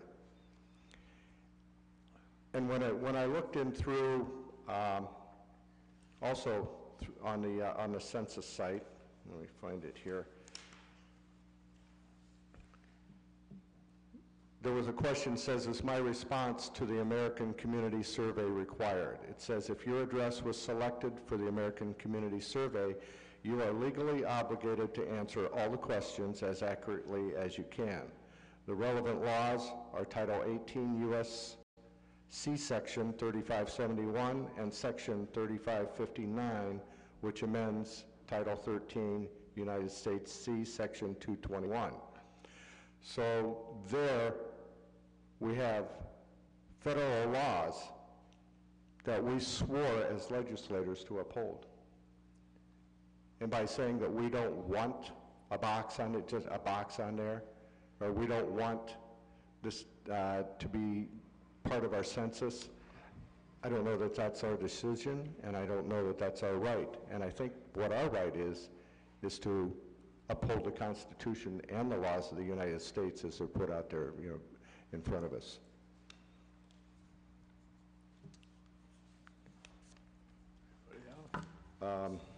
There's some other points in this that I found on the census site, and one of them was about the foreign-born population as a percent of the state population. In 1960, in Ohio, we had less than 5% foreign-born population.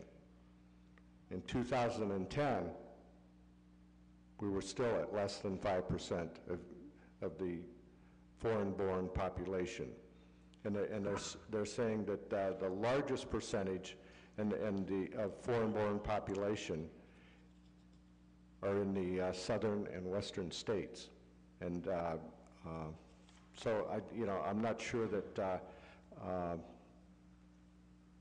that there's going to be, like I said before, and I think I stated, that this is going to make an impact on the dollars that are coming into our area, because we don't have that large foreign population that they have, and we need to educate that foreign population to take part of the census and to be a part of it and to be a part of our community rather than worry about a box that's on that census. Thank you, Madam Chair. Madam Chair. Councilwoman Amobian and then Councilman Neal. One of the great things about this nation is that we are a democratic republic.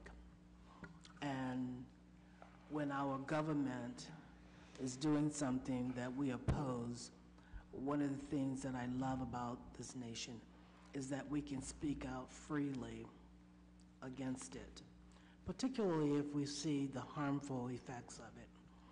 And North High School is just a perfect example. I think they have about 50 languages spoken there, if not more. And if you've ever gone to one of their recognitions for academic achievement, it just blows you away how well those children are performing. In spite of the fact that their English may be broken or whatever, they are excelling at just huge gains in our school system. But the reality is, with the atmosphere that's been created, it would probably be difficult for their parents to recognize or to admit or even want to freely complete the census form because of what's going on in our country. And these things do have devastating effects on our representation numbers and the resources that we get from the federal government. And I don't think that's being opposed to the government as much as we are saying we do not think this is a good question or a good plank to add to the document. We're saying that this is going to be harmful. And those folks who know more about the census collecting of data, they have said it too. And with that, I mean, that's enough for me to recognize that this is, and I don't know what they need it for. Whether they're citizens or not, if they live in your community, we still have to provide services for these individuals. They go to the hospital, they have to be served. They are hungry, we have to feed them, and clothe them. We are a welcoming city, and we have all kinds of folks in our city. And I would hope that this would be addressed. Thank you very much. Thank you. Councilman Neal. Thanks, Madam Chair. Yes, I just want to say the census deals with population. The funding is based on population, not on citizenship. But Councilwoman Amobian spoke to my point. My business is on North Hill. If you could imagine Akron, just take a ward, and I know all of North Hill isn't an immigrant population, but maybe if you take our total immigrant population throughout this city, it may come close to equating a large portion of our population now. I don't know those numbers for sure, but I do know this. You would definitely lose a high school based on our immigrant population if you put it all together. And I don't know what the dollar amount, I'm going to have that for council this afternoon. I'm going to find out what is the dollar amount associated with each person within our community. I know on the school system side, it's somewhere in the neighborhood of $6,000 to almost $7,000 per child, state funding. But I'm going to find out for us this afternoon. I'll bring that back so we could get an idea roughly on what the dollar amount would be. We would lose in funding if for every person that is undercounted in our census count. Because again, the challenge is going to be getting the count right. In 2020, in 2010, our count wasn't accurate, and it cost us. This is going to make it even more challenging. So when we come back this evening, I'll have the number on what the count is. I know our educators, Ms. Amobian and Mrs. Keith, will both know, and anybody that follows the school system, like I said, around $6,000 to $7,000 per student. We'll find out what it is per resident when it comes to the census. Yeah, I know it's not enough, but I mean, so that means if our count is just under 100 people, you know, you're talking $750,000. So if it's off 1,000 people, which I think last time it was off, our count was off somewhere around 2%, maybe 3%. We're almost at 200,000 people. And if we, at our city our size, if our count drops, there's certain, the grants we get for firemen and for police are based on the size of our city. If our count drops, some of those grants we don't qualify for. The infrastructure grants that we qualify for, some of the Tiger funding and all that kind of stuff, if our city drops to certain numbers, we don't qualify for that funding. So that's why this is so crucial that we need every tool we can get to make sure that our numbers are accurate, or else we will feel the ramifications from an inaccurate count for the next 10 years. So, thank you. Councilman Hoke. Yeah, once again, all of that information that you're putting out there and everything that you're saying is basically throwing doubt on the census. You're not educating people to make sure that they get out and participate and get in the census and be a part of that so that we can get that. Every time you throw a little bit of doubt on that by saying, we don't like this box, get rid of this box, and if you don't get rid of this box, then we're going to have a bad count. Well, then the box isn't going to make a bit of difference if we don't educate the people and get them out there and participate in the census. And this is a negative connotation on the census that is making people think, maybe I better stay away from that, maybe I better not do that. But as you can go back in and look at the census site, there are laws that require us to be a part of that census. And we shouldn't be afraid of the government and of getting our numbers in there. And they spell it out there and they say that they do not share any of that information. And the people that take the information, the people that tally it up, they take an oath to not share any of that. They're subject to prison and at least a $250,000 fine. I mean, that's something that would keep me from doing something illegal like that. I think that we need to, we need to educate the people to be a part of the census and not be afraid of it. And this resolution is basically telling people, you better be afraid of it, especially the people that are not citizens or and maybe even people that are working towards their citizenship. They may decide to be afraid of the census. So I think that we ought to just drop the resolution and educate the people as to the way we need to. Thank you, Mr. Chair. Thank you. Councilman Neal. I just want to say, again, this resolution is going up to Capitol Hill to educate them of the challenges that we know, and again, this is coming from the Census Bureau folks themselves, of the challenges that it will create for our community to get an accurate count. I agree with you, Councilman Hoke. If you remember, during the budget hearing, I made a comment about how it's going to be important for us with the census coming up to make sure that our citizens fill this thing out. This is even before, we had brought the resolution, because I understand the challenges that are before us. I agree with you. I agree with you. We have to educate folks and let them know that it's important for them to fill this out. I've shared with someone that at my ward meetings, when Officer Brock and them come, we tell senior citizens, if someone comes to your door that you don't know, don't answer that door. Now we got to tell them when the census. So I'm committed to going with where I know seniors, walking with people that those seniors know, to knock on the door so that the count is right. Because in today's time, with people taking advantage of our seniors, it's better to be safe than sorry. But when we know that the census comes up, people who they trust, we got to get their pastors. We've got to get people who have a relationship in that community to walk with these census people. Because if you know, they do sample census tests all the time.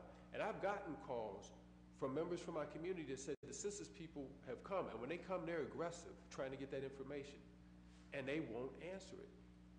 And so I've actually intervened and gotten involved in those conversations, talking to the Census Bureau people, talking to the seniors in my community to try to get a happy medium so they can answer that information. So I agree with you. We do have to educate. We do have to make sure that our people fill out the information. But this right here, this resolution isn't going out to our community. It's going up to Capitol Hill to join with other legislators from across the country to let them know that this will have an adverse effect on our local communities and on our state.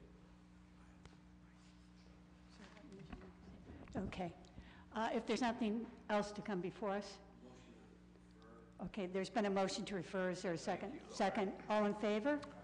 Any opposed? Hearing and seeing none, the motion will be referred. Is there anything else to come before the Rules Committee? Hearing and seeing none, we are adjourned. 5 of 5.